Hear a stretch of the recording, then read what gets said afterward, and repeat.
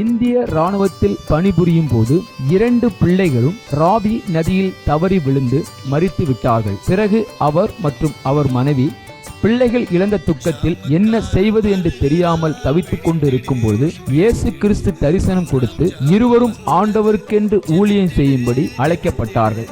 அவர்கள் செய்து வரும் சத்திய வேத ஆராய்ச்சி ஊழியம் ஆண்டவருடைய கிருபையால் வல்லமையாக நடைபெற்று வருகிறது. அவர்கள் கொடுக்கும் ஆண்டவருடைய வார்த்தையை நாம் கேட்போம்.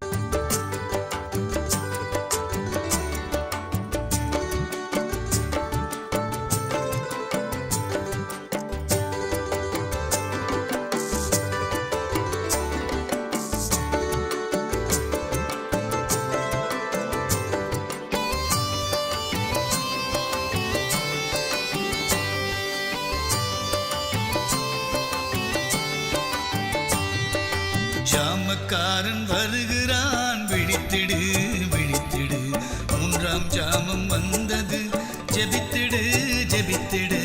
ஜாமக்காரன் வருகிறான், விழித்திடு விழித்திடு, 3ஆம் ஜாமம் வந்தது, ஜெபித்திடு ஜெபித்திடு. பரிசுத்த வசனத்தை தேடி நீயும் வாசி, படித்ததை மறவாமல் கருத்துடன் தியானி.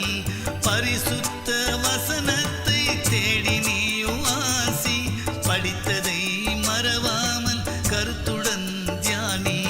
வார்த்தைகள் வல்லமையாய் ஞானமாய் பேசு, வாதைகள் வராது நம்பிக்கையே சாட்சி. வார்த்தைகள் வல்லமையாய் ஞானமாய் பேசு, வாதைகள் வராது நம்பிக்கையே சாட்சி. ஜாமக்காரன் வருகிறான், விழித்திடு விழித்திடு, 3ஆம் ஜாமம் வந்தது, ஜெபித்திடு ஜெபித்திடு.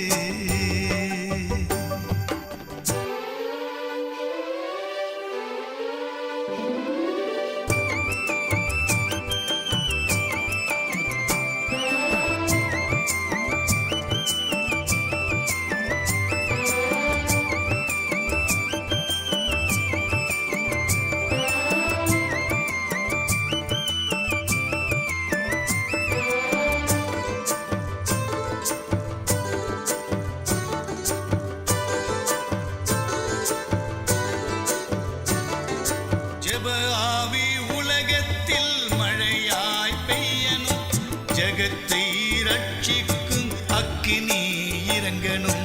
ஜெப ஆவி உலகத்தில் மழையாய் பெய்யணும், ஜகத்தை ரட்சிக்கும் அக்கினி இறங்கணும்.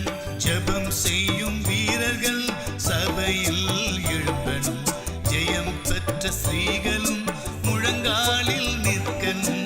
ஜெபம் செய்யும் வீரர்கள் சபையில் எழும்பணும், ஜெயம் பெற்ற ஸ்திரீகளும் முழங்காலில் நிற்கணும். ஜாமக்காரன் வருகிறான், விழித்திடு விழித்திடு, 3ஆம் ஜாமம் வந்தது, ஜெபித்திடு ஜெபித்திடு.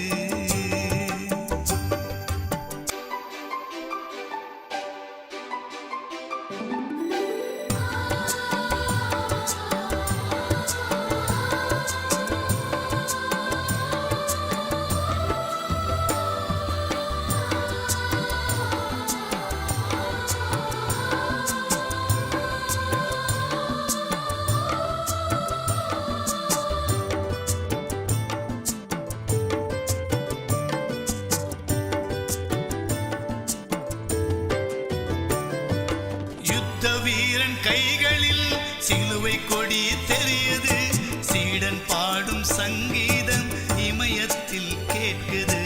யுத்த வீரன் கைகளில் சிலுவை கொடி தெரியுது, சீடன் பாடும் சங்கீதம் இமயத்தில் கேட்குது.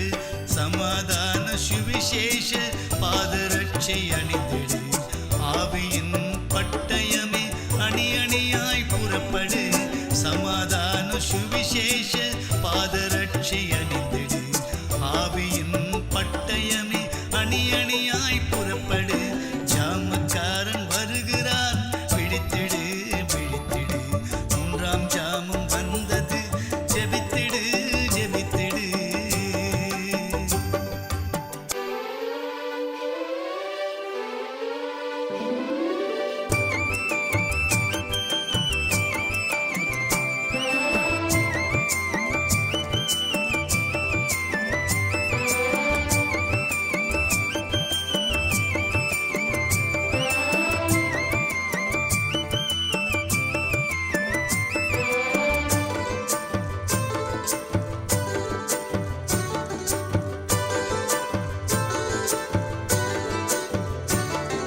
சாத்தான் உன்னை கண்டதும் 7 வழியாய் ஓடணும். சத்தியத்தை பறைசாற்றி சத்துருவை விரட்டணும்.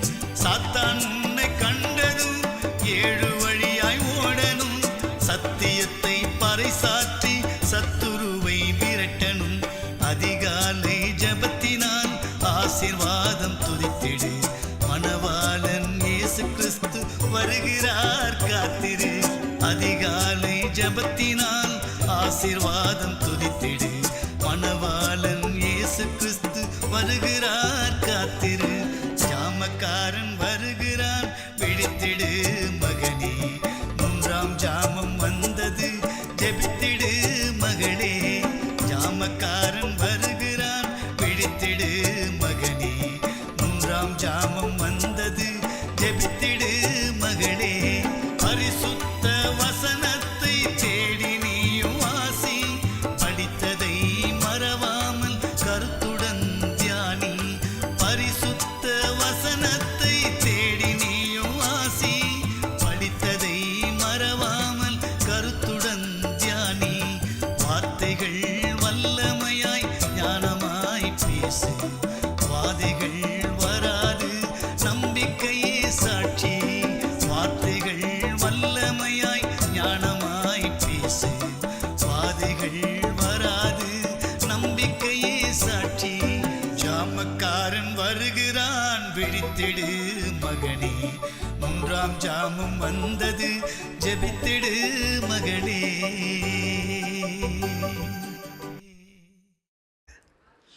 ஆத்மாவில் வேதம் ஏற்கனவே உங்களுக்கு நம்ம இதை எடுத்துருக்குறோம். இப்போ உங்களுக்கு கையிலே என்ன பண்ணிச்சு வசனத்தோட. இப்போ சப்ஜெக்டே வந்துச்சு. நீங்கள் என்ன பண்ணலாம், இதில் ஆத்மாவில் வேதம். 2வது வேதம் அவனுடைய இருதயத்தில் இருக்கிறது. உமது வேதத்தை காத்து கொள்கிறேன். உம்முடைய வேதம் என் மன மகிழ்ச்சியாக இருக்கிறது. அப்புறம் ஆவியில் வேதம், சத்திய வேதம் அவனுடைய வாயில் இருந்தது. வேதம் அவன் வாயிலை தேடுவார்கள். எல்லா பொய் வழிகளையும் வெறுக்கிறேன். என் நாவு உம்முடைய வசனத்தை விவரித்து சொல்லும். அப்புறம் சரீரத்தில் வேதம், அவர்கள் கையில் இருப்புறம் கருக்குள்ள பட்டயம் இருக்கும். நான் பிரியப்படுகிற உமது கற்பனைகளுக்கு கையெடுப்பேன்.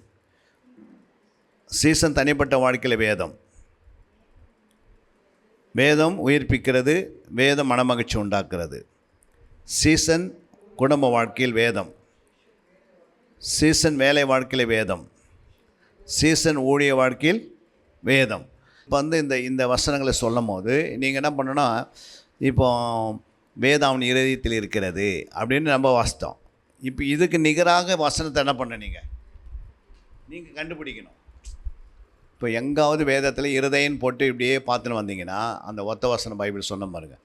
அப்போ உங்களுக்கு நீங்களே எடுக்கிறதுக்கு அதில் என்ன பண்ணுது, வயதாக இருக்கும். அப்போ நீங்கள் அதை தேடும் போது ஆராயும் போது உங்களுக்கு இருதயன்னு போட்டு நீங்கள் ஆராய்ந்து பார்த்தோன்னா அங்கங்கே கிடைக்கும். ஆனால் செட் பண்ணுறது கொஞ்சம் கஷ்டமாக இருக்கும். எப்படின்னா இப்போ இருதயத்தில் வேதம், புரியுங்களா? அப்போ இருதயத்தில் வேதம், இருதயத்தில் வார்த்தை, இருதயத்தில் வசனம், இருதயத்தில் சத்தியம், இருதயத்தில் நல்ல குணங்கள் எப்படிலாம் உருவாகுதுன்னு நமக்கு ஒன்றுக்கு பின்னாடி ஆண்டவன் என்ன பண்ணுவார், கற்றுக் கொடுத்துங்க. இதே மாதிரி பேப்பர் போட்டு நீங்கள் இல்லை இது நீங்கள் வச்சுக்கிறீங்க. ஒரு பேப்பர் எடுத்து சீரியல் நம்பர் 1 அப்படின்னு போட்டுட்டு நீங்கள் என்ன பண்ணணும், ஆத்மாவில் வேதம். அப்போ ஆத்மா சம்மந்தப்பட்ட 1-2 வசனம் என்ன செய்யலாம். இல்லை அப்படி எடுக்கக்கூடாது. அதை ஆத்மாவே கர்த்தரை ஸ்தோத்திரன்றது ஆத்மா அந்த வேலை செய்யுது. ஆனால் வேதத்தில் ஆத்மாவுக்குள்ளே வேதம் வரணுமே. ஆத்மாவுக்குள்ளே வேதம், வசனம், வார்த்தை அது மாதிரி ஏதாவது ஒன்று எடுக்கணும். அது எடுக்கலாம். அவன் ஆத்மா வசனத்தில் வாஞ்சா இருந்தது, அப்படி வந்தால் எடுக்கலாம். வார்த்தை வந்தால் எடுக்கலாம். சத்தியம் வந்தால் எடுக்கலாம். ஆத்மாவில் அவருடைய கற்பனைகள் வந்தால் எடுக்கலாம். அவருடைய கட்டளைகள் வந்தால் எடுக்கலாம். அவருடைய உடன்படிக்கை வந்தால் எடுக்கலாம். இது மாதிரி ஆத்மாவோடு சம்மந்தப்பட்டு எடுக்கணும். குணங்கள் எடுத்துடக்கூடாது. என்ன எடுக்கக்கூடாது? குணம் எப்போ வருதுன்னா நாங்கள் சொல்லும் போது அப்போ நீ குணங்கள் எடுக்கலாம். இப்போ என்ன பண்ணோம், வேதம் தான் வரணும், வசனம் தான் வரணும். பிறகு வேதம் வந்து ஆத்மாவுக்கு எங்கெல்லாம் சப்போர்ட் பண்ணுது, வசனம் எங்கே ஆத்மாவுக்கு சப்போர்ட் பண்ணுது, புரியுதுங்களா? இப்போ உங்களுக்கு வந்து ஒரு டக்குன்னு வந்து ஒரு படத்தை வாங்கி வந்து கொடுக்குறாங்க கையில். அந்த படத்தை நீங்கள் பார்த்ததே இல்லை, உடனே என்ன பண்ண முடியாது, சாப்பிட முடியாது. முடியுமா? நாங்கள் இந்த பழத்தை நீ சாப்பிடுங்க, ஃப்ரீயாக சாப்பிடுங்க அப்படின்னு கொடுக்குறாங்க.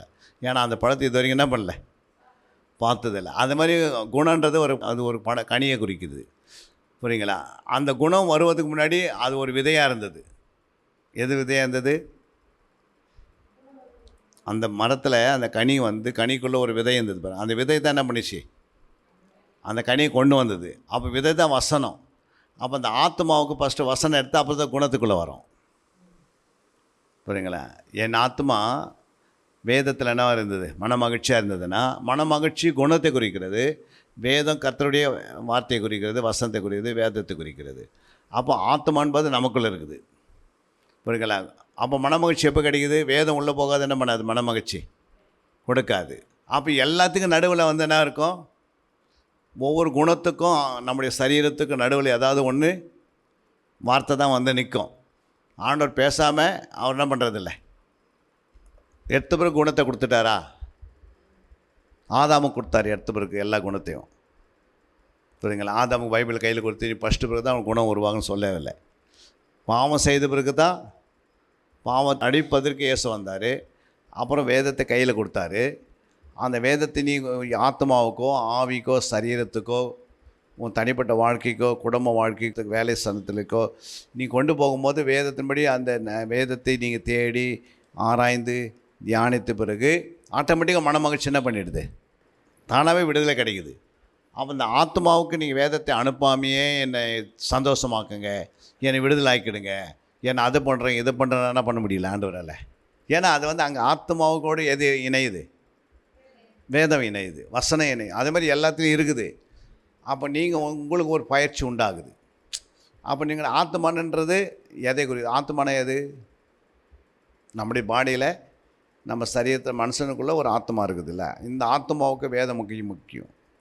இப்போ வேதம் போகாத அடுத்த ஸ்டேஜ் என்ன பண்ணாது, மனமகிழ்ச்சியோ விடுதலையோ அதெல்லாம் ஆகாது. அப்போ நீங்கள் வேதத்தை உள்ளே அனுப்பி அதை தியானிக்கும் போது கட்டுத்தானாக உடைஞ்சிக்குது, சுபாவம் மாறுது. எல்லாமே அப்படி தான் வச்சுருக்கிறார் ஆண்டவர். அதுதான் சிஸ்டம், புரியுங்களா? எடுத்த பிறகு நமக்கு ஆத்மாவில் விடுதலை அப்படின்னு தரதே இல்லை ஆண்டவர். தராரா? அவருடைய வார்த்தை கேட்ட பிறகு தான் விடுதலை. ஆத்மான்னு எடுக்கலாம், மனதன்னு எடுக்கலாம், உள்ளன்னு எடுக்கலாம், இருதயன்னு எடுக்கலாம், நெஞ்சின்னு எடுக்கலாம், அப்படிலாம் இதிலே வந்திருக்குது.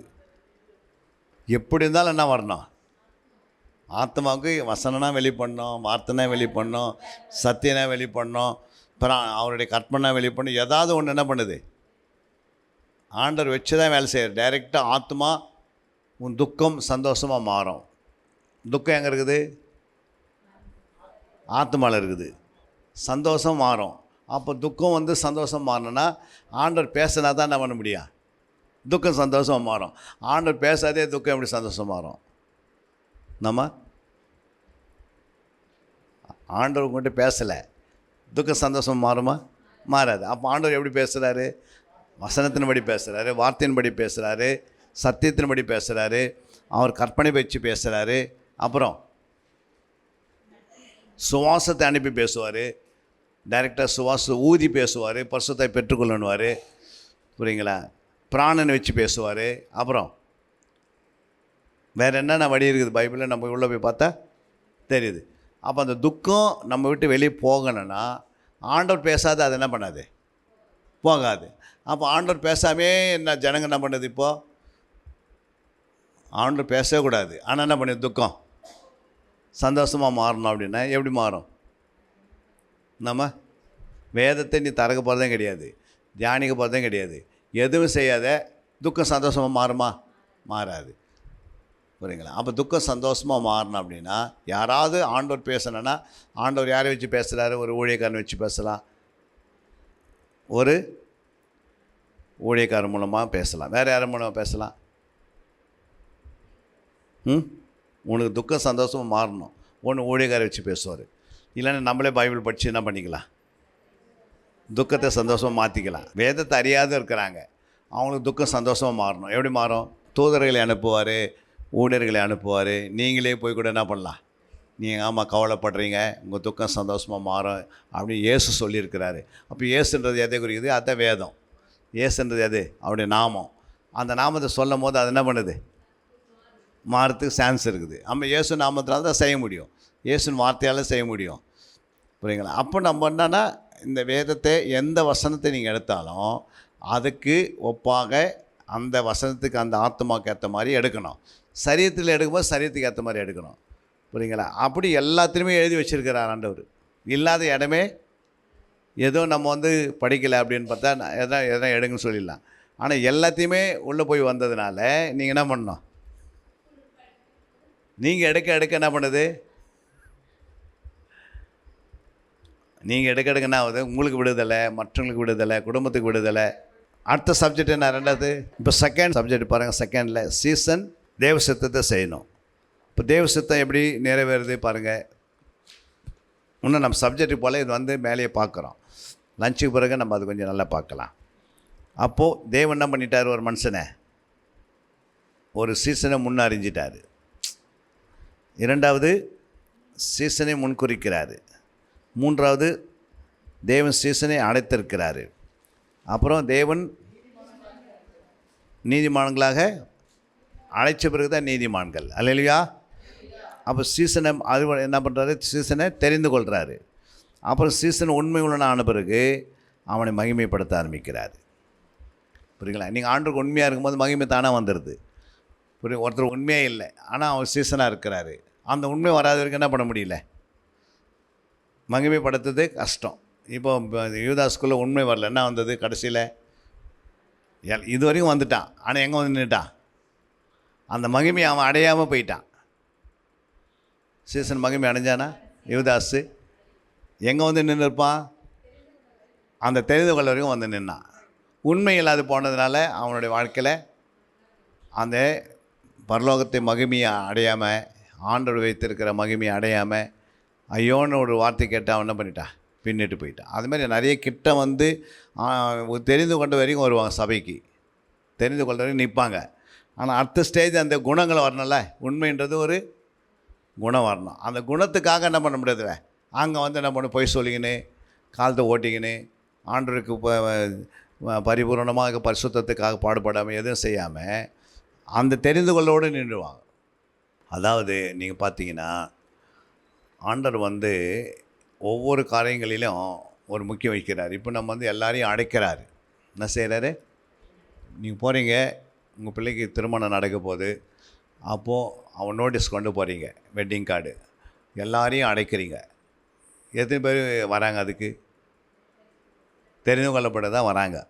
இதெல்லாம் என்ன ஆகுது? சாக்கு போக சொல்லிங்கன்னு அப்படி நின்றுறாங்க, ஏதாவது சொல்லி. அப்போ அழைக்கப்பட்டுள்ள அநேகர் சிலர். அப்போது ஆண்டவர் எந்தத்துக்கு தெரிந்து கொள்கிறாரு? அப்புறம் அந்த தெரிந்து கொள்ளப்பட்டதில் என்ன பண்ணியிருக்கணும்? உண்மையாக இருக்கணும். ஏன்னா ஆல்ரெடி நீதிமானாக மாறியாச்சு. புரியுதுங்களா? அப்போ ஒவ்வொரு ஸ்டெப் பை ஸ்டெப் கொண்டு வராது. அங்கே முன்னறிந்தார் அப்படின்னா என்ன? தாயின் கருவில் உருவாக்கத்துக்கு முன்பாகவே முன்னறிகிறாரு அப்படின்னா என்ன அர்த்தம்? தாயின் கருவில் இயேசு உருவாகலை, அதுக்கு முன்னாடி எத்தனை தீர்க்கதரிசனம் நம்ம வாசித்தோம் இயேசு குறித்து.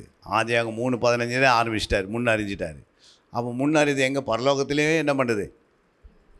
அங்கே வந்து பெரிய பார்லிமெண்ட் உட்காந்து அங்கே என்ன பண்ணுறாங்க? பிதா என்ன பண்ணுறாரு? இயேசு கிறிஸ்து, புரியுங்களா, இந்த பூமியில் வந்து மறிக்க போகிறது குறித்து அதுக்கு முன்னாடி முன்னறிதை குறித்து பேசிடுறாங்க. எங்கே?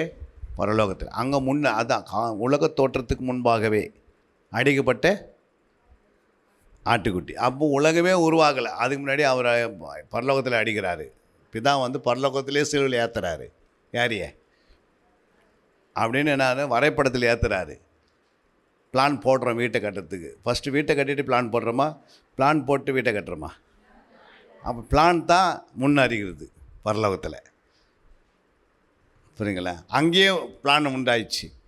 அப்புறம் வீட்டை கட்டுறதுக்கு எங்கே வராரு? தாயின் கருவில் முன்குறிக்கப்படுறாரு. இந்த தாயில் மரியாள், எத்தனையோ மரியா இருக்கிறாங்க. அப்போ மரியாள்னால் எந்த காலத்தில் அவங்க பிறக்கணும்? எந்த காலத்தில் அவங்க பிறந்தால் அந்த வயசு எப்போ வரும் கரெக்டான அதுக்கெல்லாம் கரெக்டாக பரலோகமே பிளான் போட்டுது. எடுத்தவருக்கு டக்குன்னு நேராக வந்து என்ன பண்ணல அவர். அப்போ அங்கேருந்து உலக தோற்றத்துக்கு முன்னாவே இதெல்லாம் என்ன பண்ணுது, எல்லாம் ரெடி பண்ணி தான் எல்லா வேலையும் உலகத்தில் நடக்க ஆரம்பிச்சிது. புரியுங்களா? அப்போது இந்த வார்த்தை 7 முறை ஒரு மனுஷனுடைய இருதயத்தில் போய் அப்புறம் அது சுத்த வெள்ளிக்கா ஒப்பாக மாற்றுறாரு. எப்படி? கர்த்தருடைய வாசிங்க 12:6 சங்கீதம். கர்த்தருடைய சொற்கள் மண்குகையில் 7 தரம் உருக்கி புறமிடப்பட்ட வெள்ளிக்கொப்பான சுத்த சொற்களாய் இருக்கிறது. இப்போ 7 முறை ஒரு தங்கத்தை வராது ஒரு மண்ணில் எடுக்கிற பொண்ணை இந்த கோல்டை எடுத்து 7 முறை நீங்கள் அக்னியில் போட்டால் என்னம்மா ஆகும்? இந்த புடமிடுறது அக்னியில் போட்டால் என்ன ஆகும்? 7 முறை போட போட அதுக்குள்ளே இருக்கிற சின்ன களிமண் இருந்தால் கூட என்ன பண்ணோம்? தானாகவே ஒரு முறை போட்டிங்க, 2வது முறை போட்டிங்க, 3வது முறை போட்டிங்க, 4வது முறை போட்டிங்க. உங்கள் ட்ரெஸ்ஸை நீங்கள் போய் 7 முறை போட்டு பார்த்தா எப்படி இருக்கா? அப்போ 7 முறை ஆண்டோட வார்த்தை என்ன பண்ணுது? மண்ணுனா சரீரம், குகை என்பது இருதயம். அப்போ ஆண்டோட என்ன பண்ணுறாரு? 7 முறை ஒரு மனுஷனுடைய இருதயத்தில் வச்சு என்ன பண்ணுறாரு? புடமிட்டு பார்க்குறாரு. அவனுடைய வாயில் சுத்த வெள்ளிக்கு ஒப்பா ஒரு வார்த்தை வரணும் அப்படின்னா, அப்போ சுத்த வெள்ளினா என்ன? வெள்ளி எப்படி இருக்கும்? சுத்த வெள்ளி பார்த்துக்கிறீங்களா? ஆரம்பத்தில் எடுத்து உருகி புடமிடப்பட்டுலாம் அந்த வெள்ளியை வெளியே கொண்டு வந்து அதை ஒருத்தர் போடும் போது எப்படி இருக்குது? அதை எடுத்து கையில் பார்க்கும்போது எப்படி இருக்குது? பல என்ன பண்ணுது? மினுக்குது. அப்போது 7 முறை நீ இந்த வேதத்தை உங்கள் இருதயத்தில் வைத்து நீங்கள் தியானம் பண்ணி அதை ஆராய்ந்து அதை தேடி இந்த வேலையை நீ 7 முறை செய்தனா உன் வாயில் எப்படி வரும் வார்த்தைனா இந்த வெள்ளிக்கொப்பா வெளியே வரும். அப்போ அது மாதிரி ஆண்டவர் 7 முறை ஒரு மனுஷனுடைய இருதயத்தில் புடமிட்டு தான் பைபிள் எடுத்து எழுதுறாரு. சும்மா எடுத்தவருக்கு டக்குன்னு எழுதி வைக்கல. அவரும் இது மாதிரி வேலை செய்ய தான் எடுத்து எழுதுறாரு. அந்த வேலையை நம்ம செய்யாமையே நமக்கு வர மாட்டேங்குது. அப்போ ஆண்டவர் பைபிளில் வார்த்தை கொண்டு வரதுக்கு என்ன பண்ணார்? 7 முறை அவரே என்ன பண்ணியிருக்கிறாரு? ட்ரை பண்ணிருக்க மாட்டாரா? தாய் கருவில் பிறந்து ஒரு 30 வருஷம் வீட்டில் இருக்கணும் அப்படின்ட்டு அவர் என்ன பண்ணியிருப்பார்? டைரெக்டாகவே ஏசு பரலோகத்துலேருந்தே வந்து ஊழியம் செய்ய முடியாதா? தாய் வயிற்றில் பிறந்தால் தான் ஏசு வெளியே வர முடியுமா? டைரெக்டாகவே இறங்கி ஊழியம் செய்திருக்க முடியும். ஐயா பிறந்து செய்யணும். ஒரு தாய் வயிற்றுக்குள்ளே போய் ஒரு 10 மாதம் இருக்கணும். அப்போ அதெல்லாம் இருக்க முடியும் போது ஒரு மனுஷனுடைய இருதயத்தை 7 முறை கொண்டு வர மாட்டாரா? 7 ஒரு மனுஷனுக்குள்ளே 7 முறை இது கடந்து போனால் அவனுடைய வாய் என்ன அளவுக்கு வெள்ளி கோப்பா மாறுமா மாறாதுன்னு இதெல்லாம் என்ன பண்ணியிருக்கிறாரு? இதெல்லாம் டெஸ்ட் பண்ணி சோதித்து அதுக்கு தான் பைபிள் எழுதுகிறாரு. அல்லேலூயா. நம்ம கூட ஒரு அக்ரிமெண்ட் பத்திரம் எழுதுகிறோம், ஒரு லேண்டு எழுத போகிறோம், 1 கோடி ரூபாய்க்கு எழுதுகிறோன்னா நம்ம டக்குன்னு அப்படி போனோம், ஒருத்தர் ரோட்டில் உட்காந்துருந்தார், டக்குன்னு எழுதி ஸ்டாம்ப் அடித்து உடனே அது நம்ம இது என்னுடைய லேண்டுன்னு சொல்ல முடியுமா? என்ன பண்ணுறோம்? அது அந்த பத்திரத்தை எழுதிட்டு ஒரு 10 பேர்கிட்ட என்ன பண்ணுறோம்? நீங்கள் படித்து ஒரு முறை பாருங்கள், ஏன்னா தப்புக்கு போய் எழுதிட்டு பாருங்க. புரியுங்களா? என் பேர் தான் கரெக்டாக இருக்குதுன்னு பாரு, செக் பண்ணுங்கள். என் பேர் தான் இருக்குதா இல்லை பேரில் என்ன மிஸ்டேக் தான் பாருங்கன்றோம். ஏன் அப்படின்னா அது விலையேறி பெற்றது, அந்த லேண்டு விலையேறி பெற்றதாக இருக்குனால. புரியுதுங்களா? அதே லேண்டு வந்து 10 ரூபா விலை. நீங்கள் அந்த பத்திரத்தை எப்படி எழுதிருப்பீங்க? நீங்களே கையில் சைன் போட்டுங்க, பாப்பா எடுத்துப்பா அப்படின்னு. புரியுதுங்களா? அப்படின்னா அதுன்னா 1 கோடி ரூபாவுடைய விலை வாங்க வேண்டிய அந்த விலைக்கு ஏற்ற மற்ற பத்திரத்தை என்ன பண்ணுறோம்? எழுதும் போது 10 பேர் செக் பண்ணுறோம். நமக்கு தெரிஞ்சவங்களாம் கூப்பிட்டு ஒரு மாதிரி படித்து பாருங்கள் அப்படின்றோம். புரியுங்களா? அப்போது ஆண்டவர் வானம் பூமி ஒழிந்தாலும் என் வார்த்தை ஒடியாது அடியாது. அப்போ இவ்வளோ பெரிய வார்த்தையே ஒரு மனுஷனுடைய வாயில் கொண்டு வரணும்னா ஃபஸ்ட்டு அவர் செக் பண்ணி என்ன பண்ணுறாரு? சோதித்து செக் பண்ணி தான் நம்ம பைபிளில் கொண்டு வராரு. அப்புறம் தான் நம்ம என்ன பண்ணோம்? நம்ம உள்ளே போய் நம்ம அந்த வேலையை செய்தோம்னா நமக்கு அந்த மாதிரி வெள்ளிக்கொப்பா மாறுது. புரியுங்களா? அப்போ தேவனுடைய பிளான் முற்றிலும் என்ன பண்ணுது? நீங்கள் வேதத்தை தேடும் போது, ஆராயும் போது, தியானிக்கும் போது எல்லா சிஸ்டமும் என்னத்துக்காக பைபிள் எழுதப்பட்டது கூட நமக்கு என்ன பண்ணுது? நம்ம அந்த அந்த அந்த ரூட்டெல்லாம் போய் பார்த்துட்டு வரும்போது அப்புறம் நமக்கு இதெல்லாம் எதுக்காக அர்த்தத்தை வெளிப்பாடுகள் வந்துனே இருக்க ஆரம்பிக்குது. அர்த்தத்தை ஸ்டெப் போயினே இருக்கிறோம். ஃபஸ்ட்டு நம்ம பைபிளில் சும்மா மைய வார்த்தை கச்சா போதுன்னு வாசித்து நிற்போம். ஆனால் மைய வார்த்தை என்னென்ன வேலை செய்ய போகுதுன்னு அடுத்த செகண்ட் ஸ்டெப்பு தெரியுது. அது யார் யாருக்கு வேலை செய்ய அது தெரிஞ்சுது. இப்படி தான் ஆண்டவர் என்ன பண்ணுறாரு, ஸ்டெப் பை ஸ்டெப்பு உயர்த்துறாரு. அல்லேலூயா. இதை புரிஞ்சுச்சுங்களா உங்களுக்கு? முன் குறித்தார், முன் அறிந்தார், தெரிந்து கொண்டார், அடைத்தார். அப்போ இன்னும் நம்ம இதில் போய் ஃபில்டர் பண்ணலாம். உங்களுக்கு கூட ஆண்டவர் என்ன பண்ண வெளிப்படுத்துவார். இன்னும் நம்ம இதுக்கு இன்னும் இது உள்ளே போய் முன் குறித்தார், முன் அறிந்தார், முன்னாடி பின்னாடி வசனங்களை தேடி கண்டுபிடிச்சிங்கன்னா நிறைய காரியங்கள் ஆண்டவர் புதை பொருளை எடுத்து நம்ம கொடுத்தாருன்னா நம்மளும் சைனிங் ஆகிறோம், நம்மளும் ஆண்டவருக்கு வேலை செய்ய முடியும். இல்லை டெய்லி ஒரு அதிகாரத்தை எடுத்து ஒரு 2 மணி நேரம், ஒரு 2 ஹவர் நம்ம என்ன பண்ணோம், 2 ஹவர் 40 நிமிஷம் ஒரு தசமபாகமாக நம்ம ஆண்டவர் கொடுக்கணும். புரியுங்களா? நமக்கு ஒரு ஆத்மான்னு இருக்குதுல்ல, இந்த ஆத்மா புதுப்பிக்கணும், நாளுக்கு நாள் புதுப்பிக்கப்படணும், நாளுக்கு நாள் இது பலன் அடையணும், நாளுக்கு நாள் சிஸ்டிபியன் சாயில் அடையணும், நாளுக்கு நாள் அது உள்ளான மனுஷன் நாளுக்கெல்லாம் என்ன பண்ணணும், பிரகாசிக்கணும்னா சும்மா முடியாது. எடுத்த பிறகு ஒரு மனுஷன் டக்குன்னு புதுசாக மாற முடியாது. புரியுங்களா?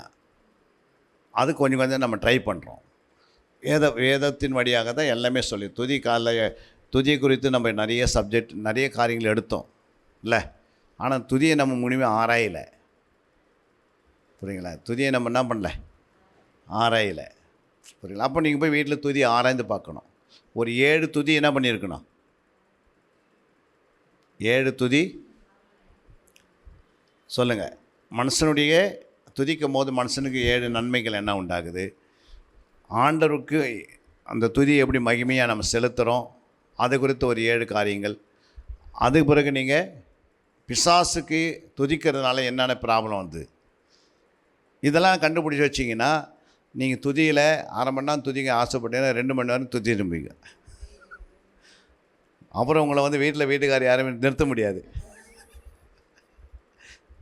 அவங்க சொல்லுவாங்க, எந்த பைபிள் கிளாஸ் போயிட்டு வந்தீங்க, இந்த மாதிரி எப்போ பார்த்தாலும் துதிக்கிறீங்களே. அல்லேலூயா. அப்போ இதெல்லாம் நமக்கு கிடைக்கும்.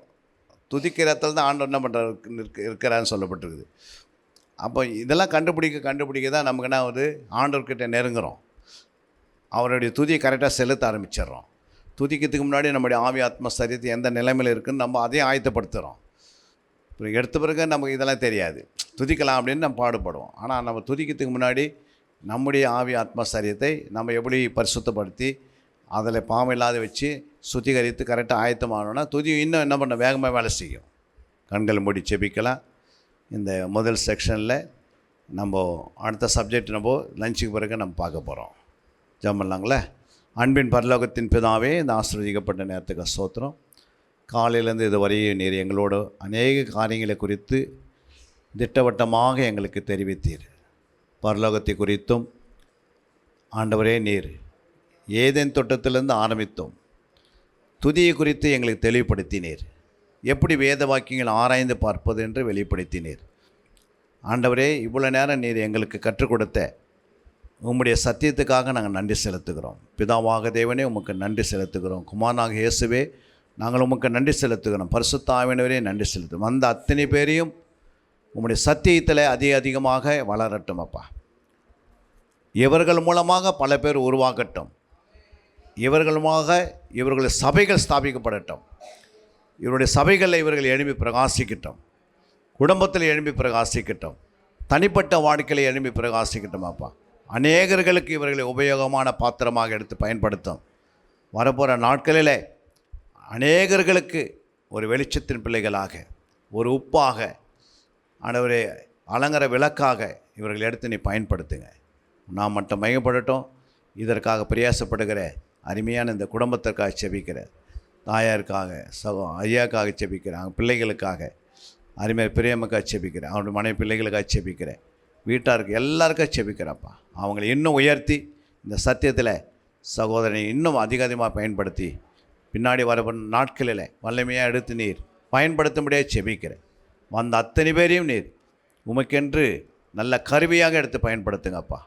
உங்களுடைய நாமம் மட்டும் மகிமைப்படட்டும். இந்த காலை நேரத்தில் நாங்கள் கேட்ட ஒவ்வொரு வசனங்களும் எங்கள் இருதயத்தில் அப்படியே அது கொழுந்து விட்டு எரியட்டும் ஆண்டவர். எல்லா துதிக நமக்கு செலுத்துகிறோம். இந்த நாள் அடியாலையும் ஜெயசுவானையும் கொண்டு வந்ததுக்காக நன்றி செலுத்துகிறோம். எல்லா துதி உமக்கு இயேசு நாமத்தில் நல்ல பிதாவே, ஆமென். அல்லேலூயா, அல்லேலூயா, அல்லேலூயா. Praise the Lord.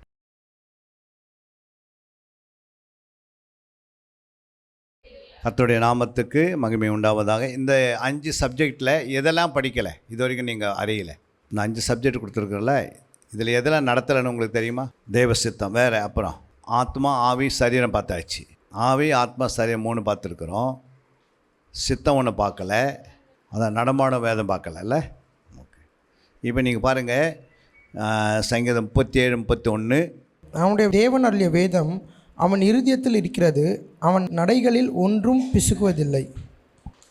இப்போது இங்கே பார்த்தீங்கன்னா நீங்கள் அவனுடைய தேவன் அருளிய வேதம் அவன் இருதயத்தில் இருக்கிறது, அவன் நடைகளில் ஒன்றும் பிசக்குவதில்லை. அப்போது வேதம் நம்முடைய இருதயத்தில் இருக்கும்போது இப்போ நடைகள் எப்படி இருக்கும்? வேதம் இருக்கிற வரைக்கும் நமக்கு ஆலோசனை கொடுத்துனே இருக்கும். நடைகள்லாம் நம்ம எப்படி வாழணும் இந்த உலகத்தில், நம்முடைய வாழ்க்கை எப்படி நம்ம செட் பண்ணிக்கிறதுனா வசனத்தின்படி செட் பண்ணணும், அப்படிங்களா? அப்போ வேதம் நம்முடைய இருதயத்தில் வச்சோம்னா அது ஏற்ற நேரத்தில் நமக்கு என்ன செய்யும்? ஆலோசனை கொடுக்கும். அப்போ வேதன்றது என்ன? வேதனை என்ன? 66 புத்தகம். எத்தனை புத்தகம்? இப்போ 66 புத்தகத்தில் எல்லாமே நம்ம வைக்க போகிறதில்ல. நம்ம எதை வைக்கிறோம்? முக்கியமான காரியங்களை தான் கொண்டு போய் என்ன பண்ண முடியும்? தேடி ஆராய்ந்து தியானிக்கும் போது அது உள்ளே கொண்டு போய் வைக்கிறோம். அப்போ இந்த வசனம் நம்ம இருதயத்தில் எப்பவுமே இருக்கும்போது, நீங்கள் நடந்து போகும்போது உங்கள் ஆத்மா பேசிக்கொண்டே இருக்கும். நீங்கள் நடக்கும்போது என்ன பண்ணோம்? அந்த வார்த்தைகள் பேசுகிறது. நீ வாசிக்கலாம், அங்கே பாருங்கள், உபாகம் 6:6. இன்று நான் உனக்கு கட்டளையிடுகிற இந்த வார்த்தைகள் உன் இருதயத்தில் இருக்க கடவது அப்படின்றாரு. 7ஆம் வசனம் என்ன சொல்லுது? நீ அவைகளை உன் பிள்ளைகளுக்கு கர்த்தாய் போதித்து, நீ உன் வீட்டில் உட்கார்ந்திருக்கிறது போதும், வழியில் நடக்கிற போதும், படுத்துக்கொள்ளுகிற போதும், எழுந்திருக்கிற போதும் அவைகளை குறித்து பேசி. அப்போ எப்போ பேசுவாங்க? எல்லா நேரத்திலும். உன் இருதயத்தில் இருந்தால் தான் பேச முடியும். அப்போ இன்று நான் உனக்கு கட்டளையிடுகிற இந்த வார்த்தைகள் உன் இருதயத்தில் இருக்க கடவுது. அப்போ யாருடைய இருதயத்தில் இருக்கணும்? ஒவ்வொருடைய இருதயம். இப்போ உங்கள் பிள்ளைகளுக்கு நீங்கள் எடுத்து சொல்லணும். ஆண்டவர் 2 விதத்தில் இதை எடுத்துக்கலாம். ஒன்று மோசேக்கு ஆண்டவர் சொல்கிறாரு, இந்த வசனம்லாம் என்ன பண்ண, நான் சொல்கிற வசனம்லாம் உன் இருதயத்தில் இருக்க கடவுது. நீ போய் என்ன பண்ண, ஜனங்களுக்கு உன் பிள்ளைகளுக்கு சொல்லணும். அப்போ சபைக்கு சொல்லணும். அப்போ இருதயத்தில் இல்லாமல் நம்ம என்ன பண்ணோன்னு எடுத்து பேசக்கூடாது. அப்போ இருதயத்தில் இருக்குதுன்னா நம்ம அந்த இருதயத்தில் ஒரு வசனம் இருக்குதுன்னா அந்த வசனத்தை நம்ம என்ன செய்வோம்னா தியானிப்போம், புரியுங்களா? அதனால தான் 4:22 வாசிக்கும். நீதிமொழிகள் 4:20 என்ன சொல்லுது? என் மகனே, என் வார்த்தைகளை கவனி, என் வசனங்களுக்கு உன் செவியை சாய். அப்போ அடுத்தது, அவைகள் உன் கண்களை விட்டு பிரியாதிருப்பதாக, அவைகளை உன் இருதயத்துக்குள்ளே காத்துக்கொள். அப்போது இருதயத்தில் இருக்க கடவுது இருந்தது என்ன செய்யணும்? காத்து கொள்ளணும். கண்களை விட்டு என்ன பண்ணக்கூடாது? கண்களை விட்டு விலகி போயிடக்கூடாது வசனம். ஏன்னா விலகத்துக்கு சான்ஸ் இருக்குதுன்றாரு. கண்களை விட்டு வேறு ஏதோ நம்ம கண்டு பார்க்க முடியும். இப்போ வசனத்துக்கு நம்ம இடம் கொடுக்கும் போது அந்த வசனம் கண்களை விட்டு விலகாது இருக்கணும். அந்த வசனத்தை கொண்டு போய் இருதயத்தில் வைத்து காத்து கொள்ளணும். அது 21ஆம் வசனம். 22 சொல்லுது, அவைகளை கண்டுபிடிக்கிறவர்களுக்கு அவைகள் ஜீவனும் அவர்கள் உடலுக்கெல்லாம் ஆரோக்கியமும். அப்போ அதை கண்டுபிடிக்கணும். எதை கண்டுபிடிக்கணும்? உங்கள் இருதயத்தில் கொண்டு போய் வச்சிங்க பாருங்கள். அது அந்த வசனம் எதை குறித்து பேசுது, எதை குறித்து ஆண்டவர் சொல்லியிருக்கிறாரு, புரியுங்களா? அப்போ அதுக்குள்ளே அந்த இருதயத்தில் கொண்டு போய் வைத்த பிறகு தான் நம்ம தியானிக்க ஆரம்பிக்கிறோம், அதை சிந்திக்க ஆரம்பிக்கிறோம், அதை யோசிக்க ஆரம்பிக்கிறோம். அதை தான் ஆத்மாவில் என்னென்ன உண்டாக சொல்கிறாரு, எண்ணங்களை கொண்டு வரோம். அப்போ அந்த வார்த்தை நம்முடைய இருதயத்தில் வைத்து கண்டுபிடிக்கணும், புரியுங்களா? அது பிதாவு குறித்து சொல்லப்பட்டிருக்குதா, குமாரனை குறித்து சொல்லப்பட்டிருக்கிறதா, பரிசுத்த ஆவியை குறித்து சொல்லப்பட்டிருக்கிறதா, இல்லை எனக்கு தனிப்பட்ட வாழ்க்கைக்காக இந்த வார்த்தையா, இல்லை என்னுடைய குடும்பத்துக்காக கொடுக்கப்பட்டதா, என்னுடைய ஊழியத்துக்காக கொடுக்கப்பட்டதா, இல்லை என்னுடைய வேலை ஸ்தலத்துக்காக கொடுக்கப்பட்டதா என்று நம்ம என்ன செய்யணும்? உங்கள் கையில் ஒரு பொருள் வாங்கின்னு வரீங்க, புரியுங்களா?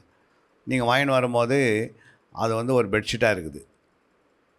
அதை வாங்கின்னு வந்து நீங்கள் அந்த பெட்ஷீட்டை கொண்டு போயிட்டு புரியுங்களா டிவி மேலே போடுறீங்க, டிவி மூடுறீங்க. அவன் உடனே ஒருத்தன் வந்து சொல்கிறான், நம்ம பெட்ஷீட் எடுத்து வந்து டிவி மேலே போடுறேன்னு கேட்டால் நீங்கள் என்ன சொல்வீங்க? நீ வாங்கின்னு வந்து வச்ச, ஆனால் என்ன பண்ணல, இது பெட்டு மேலே போடணுன்னு நீங்கள் சொல்லாதனால தான் நான் என்ன பண்ணிடுறேன் டிவி மேலே. அப்போது சொல்கிற என்ன பண்ணியிருக்கணும், எதுக்காக வாங்கின்னு வந்தேன்னு என்ன பண்ணியிருக்கணும் சொல்லியிருக்கணும். புரியுங்களா? இல்லைன்னா போடுறாங்க பாரு, அவங்களுக்குன்னா கொஞ்சம் என்ன இருந்திருக்கணும், அறிவு வந்திருக்கணும். அது எங்கே போகணும்? அப்போ நம்ம வந்து வசனத்தை நம்ம எடுத்து உள்ளே வச்சுட்டு சும்மா என்னை ஆசீர்வதிங்க, அது பண்ணுங்கள், இது பண்ணுன்னா என்ன பண்ணுறது? சில வசனம் வந்து ஆண்டவர் சொல்லியிருப்பார். அந்த வசனம் எதுக்காக சொல்லப்பட்டார்? இப்போ சொல்கிறா பாரு 15:19, எரேமியா 15:19. இது நிமித்தம் நீ திரும்பினால் நான் உன்னை திரும்ப சீர்படுத்துவேன், என் முகத்துக்கு முன்பாக நிலைத்தும் இருப்பாய். நீ தீர்ப்பானதின்று விலையேற பெற்றதை பிரித்தெடுத்தால் என் வாய் போல் இருப்பாய். நீ அவர்களிடத்தில் திரும்பாமல் அவர்கள் உன்னிடத்தில் திரும்புவார்களாக என்று கர்த்தர் சொல்கிறார். என்ன சொல்கிறார் அந்த வசனத்தில்? என்ன புரியுது உங்களுக்கு? ஃபஸ்ட்டு நான் சொல்கிறாரு திரும்பினால் இல்லை, ஃபஸ்ட்டு வார்த்தை என்ன சொல்லுது? இது நிமித்தம் நீ திரும்பினால். ஃபஸ்ட்டு வந்து நம்ம என்ன பண்ணோம்? ஃபஸ்ட்டு நாம் அவர் பக்கம் திரும்பணும். நம்ம திரும்பாதே 4 பேருக்கு என்ன பண்ண முடியாது? நீ இப்படி இருக்கணும் அப்படி இருக்கணும் சொல்ல முடியுமா? ஃபஸ்ட்டு நீ திரும்பு, அடுத்த திருமண பிறகு என்ன செய்? சீர்படுத்துவேன். அப்புறம் என்ன பண்ண, திரும்பிட்டு என்ன பண்ணிக்கோ, உனக்குள்ளே என்ன சீர்படுத்தினா அதெல்லாம் பண்ணிக்கிட்டே நீ சீர்படுத்திக்கோ. சீர்படுத்த வேண்டியிலேயே நாம் சீர்படுத்தணும். சீர்படுத்த முடிஞ்சிடுச்சு, அடுத்தது என்னது? நிலைத்து இருக்கணும். புரியுங்களா? அப்போன்னா அது சீர்படுத்த முடிஞ்ச பிறகு நம்ம நிலைத்து இருக்கிறோம் ஆண்டருக்குள்ளே. அல்லேலூயா. நிலைத்திருந்த பிறகு அடுத்தது என்ன? விலையேற பெற்றதை பிரித்தெடுத்தால் என் வாய் போல் இருப்பாய். அப்போ விலையேறப்பட்டது எங்கே இருக்குது? வேதத்தில் இருக்குது. அந்த விலையேறப்பட்டதை நம்ம என்ன செய்யணும்? பிரித்தெடுத்தால் வாய் போல் பிரித்தெடுக்கணும். அப்போ பைபிளில் எழுதப்பட்டிருக்குது. அதில் இருக்கிறது எங்கே யாருக்கு என்ன வார்த்தை சொல்லணும்னு நம்ம என்ன பண்ணியிருக்கணும்? அது தெரிஞ்சு அறிஞ்சு அதை என்ன பண்ணணும், தியானித்து எல்லாம் வச்சுருந்தீங்கன்னா அப்போது அந்த பிரித்தெடுத்து வைத்திருந்தால் என்னென்னு உண்டாகுது? என் வாய் போல் இருப்பாய். அவர் வாயை போல் நம்ம மாறிடுறோம். ஆண்டோடைய வாயை போல் நம்ம மாறுறோம். அப்போ நம்ம அவருடைய வாயை போல் நம்ம மாறினோன்னா ஆகும், நீ அவர்களிடத்தில் திரும்பாமல் அவர்கள் உன்னிடத்தில் திரும்ப. நம்மளை யாரும் திரும்ப முடியாது அவங்க பக்கமாக. அவங்கள நம்மளே எடுத்துகிட்டு போக முடியாது, நம்ம அவங்கள எடுத்துன்னு வந்துடுவோம். அல்லேலூயா. இப்போ ஆத்மா தானாகவே ஒடியாருது. புரியுங்களா? நம்ம எதுவுமே செய்யலை. ஃபஸ்ட்டு சொன்ன வசனத்தில் வார்த்தையில் என்ன சொன்னார் ஆண்டவர்? திரும்பலை. ஃபஸ்ட்டு திரும்பலை. செகண்ட் என்ன சொன்னார்? சீரம் படுத்த மாட்டேன்றோம். அடுத்து 3வது நிலைத்திரல. என்ன ஆகும்? அவர் வாயை போல் என்ன பண்ண முடியாது, மாற முடியாது. அப்போ யாரை என்ன பண்ண முடியாது? திரும்ப முடியாது. நாம் ஒரு நாள் அவங்க பக்கம் போய் சேர்ந்துருவோம். நம்ம ரட்சிப்பை நாம் இழந்துருவோம். அப்போ அவருடைய வாயை போல் இருக்கிறனா எவ்வளோ காரியம் இருக்குது. அதுக்கு முன்னாடி 3 வேலை செய்ய சொல்கிறாரு. அப்போ இருதயத்தில் இதெல்லாம் இருந்தால் தான் இப்படி கண்டுபிடிச்சா தான் நமக்கு என்ன உண்டாகுது, இப்படி செய்ய முடியும். புரியுங்களா? நம்ம திரும்பாமல், நம்ம வந்து நிலைத்திராமல், ஸ்திரப்படுத்தாமல், புரியுங்களா, நம்ம செய்ய வேண்டிய வேலையை நமக்குள்ளே என்னென்ன இருக்குதோ, நமக்கு இருக்கிற குணங்கள் ஆண்டவர் போல் இருக்குதா, இல்லை நம்ம உலகத்து பிறகுமா இருக்கிறோமா, அப்போ நம்ம ஆண்டோரை போல் மாறுவதுக்கு தான் ஆண்டு இந்த வசனத்தை சொல்கிறாரு. இன்னொரு வசனம் கூட நீங்கள் வாசித்து பாருங்க. சங்கீதம் 119:11. நான் உமக்கு விரோதமாய் பாவம் செய்யாதபடிக்கு உமது வாக்கை என் இருதயத்தில் வைத்தேன். இப்போ 2வது வந்து நம்முடைய இருதயத்தில் நம்ம அவருடைய வார்த்தை இருக்கும்போது என்ன உண்டாகுது? பாவம் செய்யாதபடிக்கு தடுக்கும். பாவத்துக்கு நம்ம இடம் கொடுக்க மாட்டோம். புரியுங்களா? இப்போ பாவம் ஏன் செய்கிறாங்க அப்படின்னா இருதயத்தில்னா இல்லை, வார்த்தை இல்லை. அப்போ அதை நம்மோட பேசாது. புரியுங்களா? உங்கள் பாக்கெட்டில் ஒரு பொருள் இருக்குதுன்னா நீங்கள் அடிக்கடிக்கு என்ன பண்ணாது பார்க்கணும். ஃபோன் வச்சுருக்கீங்கன்னா திடீர்னு என்ன கூட என்ன பண்ண அந்த ஃபோனை எடுக்கலாம். இல்லை உங்கள் பாக்கெட்டில் பணம் இருக்குது, ஒரு தேவைன்னா நீங்கள் என்ன பண்ணுவீங்க? உடனே எடுத்து அந்த பொருளை வாங்குவீங்க. இல்லைன்னா என்ன பண்ணுவோம்? கேட்போம் யாருக்கிட்டனா. இப்போ நம்ம கேட்டு தான் வாங்கி செயல்படுத்தணும். அப்போ நம்முடைய இருதயத்தில் வசனம் இருந்துச்சுன்னா நம்ம யார்கிட்ட என்ன செய்ய தேவை? அந்த வசனம் இது பாவம் இல்லையான்னு நமக்கு அந்த வசனமே சொல்லும். அதான் நன்மை தீமை நாமே அறிஞ்சு கொள்வோம். புரியுது? இருதயத்திலே வசனம் இல்லை, அப்போ என்ன பண்ணுவோம்? தானாகவே நம்ம பாவம் தானே உள்ளே வர்றதுக்கு சான்ஸ் இருக்குது. வசனம் உள்ளே இருக்கிற வரைக்கும் இயேசு உள்ளே இருக்கிறான்னு அர்த்தம். யார் இருக்கிறது? இப்போ நீங்கள் ஒரு பொருளை போய் உள்ளே வச்சுட்டீங்க, ஒரு சுரூபத்தை உங்கள் வீட்டில் வச்சுருக்கிறீங்க. அப்போ யார் வருவாங்க வீட்டுக்குள்ளே? சொர்பம் வச்சுருக்கிறீங்க உங்கள் வீட்டில் இருக்குது பெட்டியில். யார் வருவாங்க அந்த வீட்டுக்கு? யார் வருவோமா? பிசாசு தானாக உள்ளே வருவான். ஏன்னா அவன் பொருள் எங்கே இருக்குது? பெட்டியில் இருக்குது. அதே மாதிரி உங்களுடைய இருதயத்தில் ஆணுடைய வார்த்தை இருந்தால் யார் வருவாங்க? ஆவியானவர் தானாகவே உள்ளே வந்துடுறாரு. அந்த வார்த்தை என்னன்றது அடிக்கடிக்கு நமக்கு எடுத்து கொடுப்பார். இப்போ ராகேல்கிட்ட இருக்கும்போது என்ன நடந்தது? அந்த அவங்க வீட்டிலேருந்து எடுத்துன்னு வந்த நாள்லேருந்து என்ன ஆகலை, எத்தனை சான்ஸு கிடச்சிது போட சொல்லி. ஆனால் என்ன பண்ணலாம் அந்த அம்மா?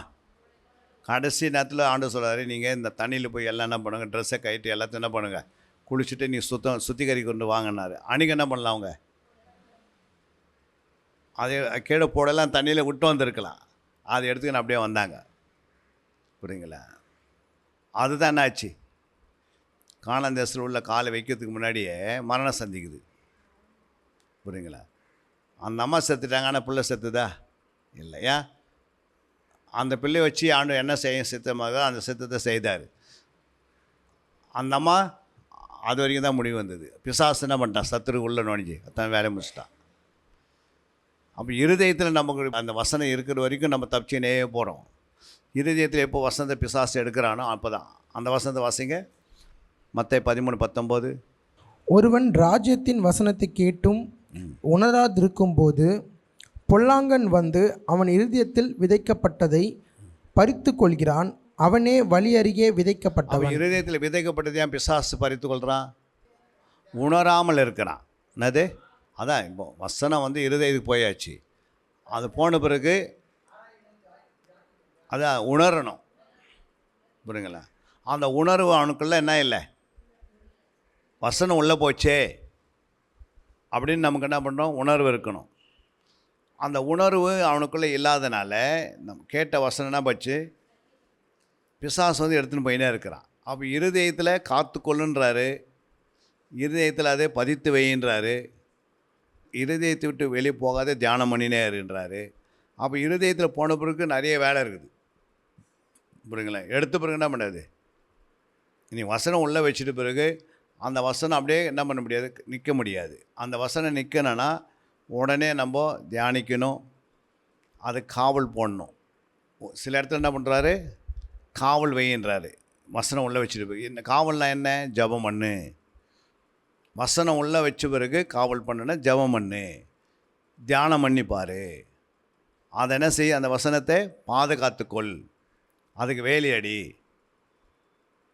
அப்படின்லாம் ஆண்டு ஏன் சொல்கிறாருன்னா, இந்த வசனத்தை எடுக்கிறதுக்கு பிசாசு முடியுன்றாரு. புரியுங்களா? வசனம் எப்போ உள்ளகிறது வெளியே வருது? பிசாசு எப்படி எடுக்கிறான்? அவன் கையை போட்டு எடுக்கிறான். இல்லை உனக்குள்ளே பூந்து இருதயத்தில் நுழைஞ்சி இருக்கிற வசனத்தை எடுக்கிறான். எப்படி வசனத்தை எடுத்துறான்?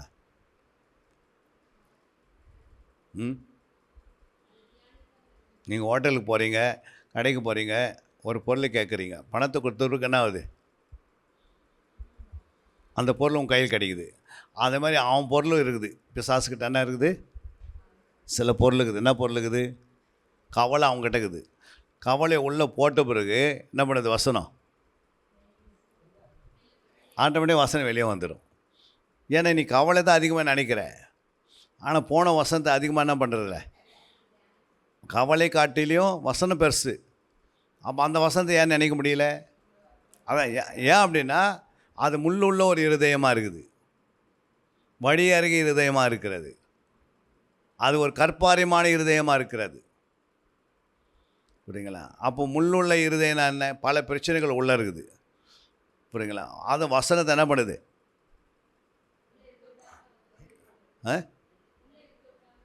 உள்ளே இருக்கிற வசனத்தை நசுக்குது. புரியுங்களா? உள்ளே போனது வந்து சந்தோஷம். அதுக்கு முன்னாடி உள்ளே என்னென்ன இருக்குது? பலவிதமான வார்த்தைகள், தப்பான வார்த்தைகள்லாம் உள்ளே கலங்கி போகிற வார்த்தை, கவலைப்படுற வார்த்தைகள், தேவையில்லாத வார்த்தையெல்லாம் உள்ளே இருக்கும்போது அதை என்ன பண்ணுற முடியல? அது நெருக்கி என்ன பண்ணுது?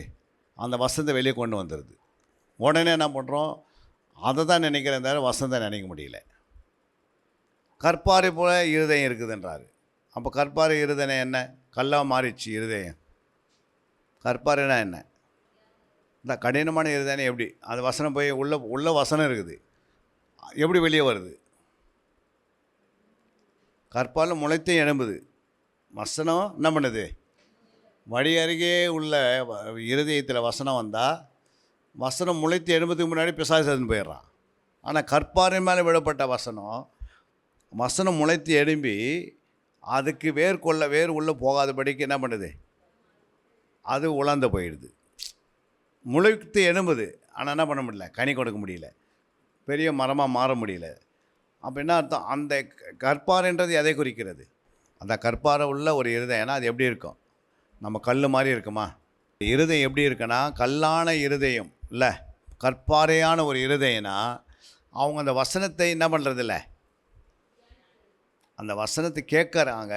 ஆனால் அதுக்கு பிறகு அவங்க அந்த வசனத்துக்கு என்ன பண்ண மாட்டேறாங்க? இடம் கொடுக்க மாட்டேன்றாங்க. புரியுங்களா? வசனத்தை கேட்குறாங்க, கேட்கும்போது ரொம்ப சந்தோஷப்படுறாங்க. எவ்வளோ நல்லா இருக்குதுப்பா வசனம் அப்படின்றாங்க. மெசேஜ் எப்படின்னுச்சுன்னா, நல்ல சந்தோஷமாக இன்றைக்கி மீட்டிங் போயிருந்தேன், ரொம்ப சந்தோஷமாக இருந்துச்சுன்னு. வீட்டுக்கு வரதுக்கு முன்னாடி வசனம் ஆயிடுச்சு. வீட்டில் வந்தால் ரெடியாக இருக்கிறார் கணவர் காய் கொம்பு எடுத்து வச்சுக்கின்னு. எங்கம்மா போயிட்டு வந்த அப்படின்னு கேட்குறாரு. என்ன பண்ண முடியல? 1000 போய் பேசுகிறோம் இல்லை? அப்போ வசனம் இருக்குமா? உள்ள இருக்குமா? வசனம் இருக்காது.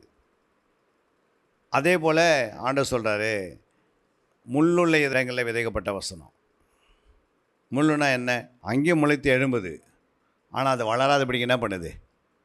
அப்போ பல பிரச்சனைகள் உள்ளே வச்சுருக்கும் போது ஆண்டுடைய அந்த வார்த்தை முளைத்து எழும்பி அந்த செடி என்ன பண்ணிடுது? அது வளர விடாமல் குத்தி என்ன பண்ணிடுது? அது சாகடிச்சிடுது. அப்போ பிசாசுடைய பல பிரச்சனைகளை உள்ளே வச்சுக்கினா அது வளரவே வளராது. அப்போ ஆண்டுடைய வார்த்தை உள்ளே வந்த பிறகு என்ன செய்யணும்? நம்ம உள்ளே வருவதுக்கு முன்னாடி நம்முடைய இருதயங்களை நம்ம என்ன செய்திருக்கணும்? பண்படுத்தப்பட்டிருக்கணும். எஸ்றா 7:10. கர்த்தருடைய வேதத்தை ஆராயவும் அதன்படி செய்யவும் இஸ்ரவேலிலே கட்டளைகளையும் நீதி நியாயங்களையும் உபதேசிக்கவும் எஸ்றா தன் இருதயத்தை பக்குவப்படுத்தி இருந்தான். பாருங்க, எஸ்றா என்ன பண்ணாரு? தன் இருதயத்தை எப்படி வச்சிருக்கிறான்? பக்குவமாக வச்சிருக்கிறான். அடுத்த வார்த்தை பெற்றுக்கொள்வதற்காக, புரியுங்களா? அடுத்த வசனத்தை பெற்றுக்கொள்வதற்காக ஆயத்தமான ஒரு இருதயம், பண்படுத்தப்பட்ட ஒரு இருதயம், பாதுகாக்கப்பட்ட ஒரு இருதயம், பரிசுத்தமுள்ள ஒரு இருதயம். புரியுங்களா? அந்த இருதயத்துக்குள்ள என்ன இல்லை? பதற்றம் இல்லை. அது அடிக்கடி தன்னை மாற்றிக்கலை. புரியுங்களா? அதனால தான் எஸ்றா ஒரு வேத பண்டிதராக இருந்தார். எஸ்றா ஒரு ஆசாரியனாக இருந்தார். எஸ்றா ஜனங்களுக்கு என்ன பண்ணார்? நல்ல ஆலோசனை கொடுக்குறவராக இருந்தார். அப்போ எஸ்றா போல் நம்ம என்ன செய்யணும்? இருதயத்தை நல்லா பக்குவமாக வச்சுக்கணும்.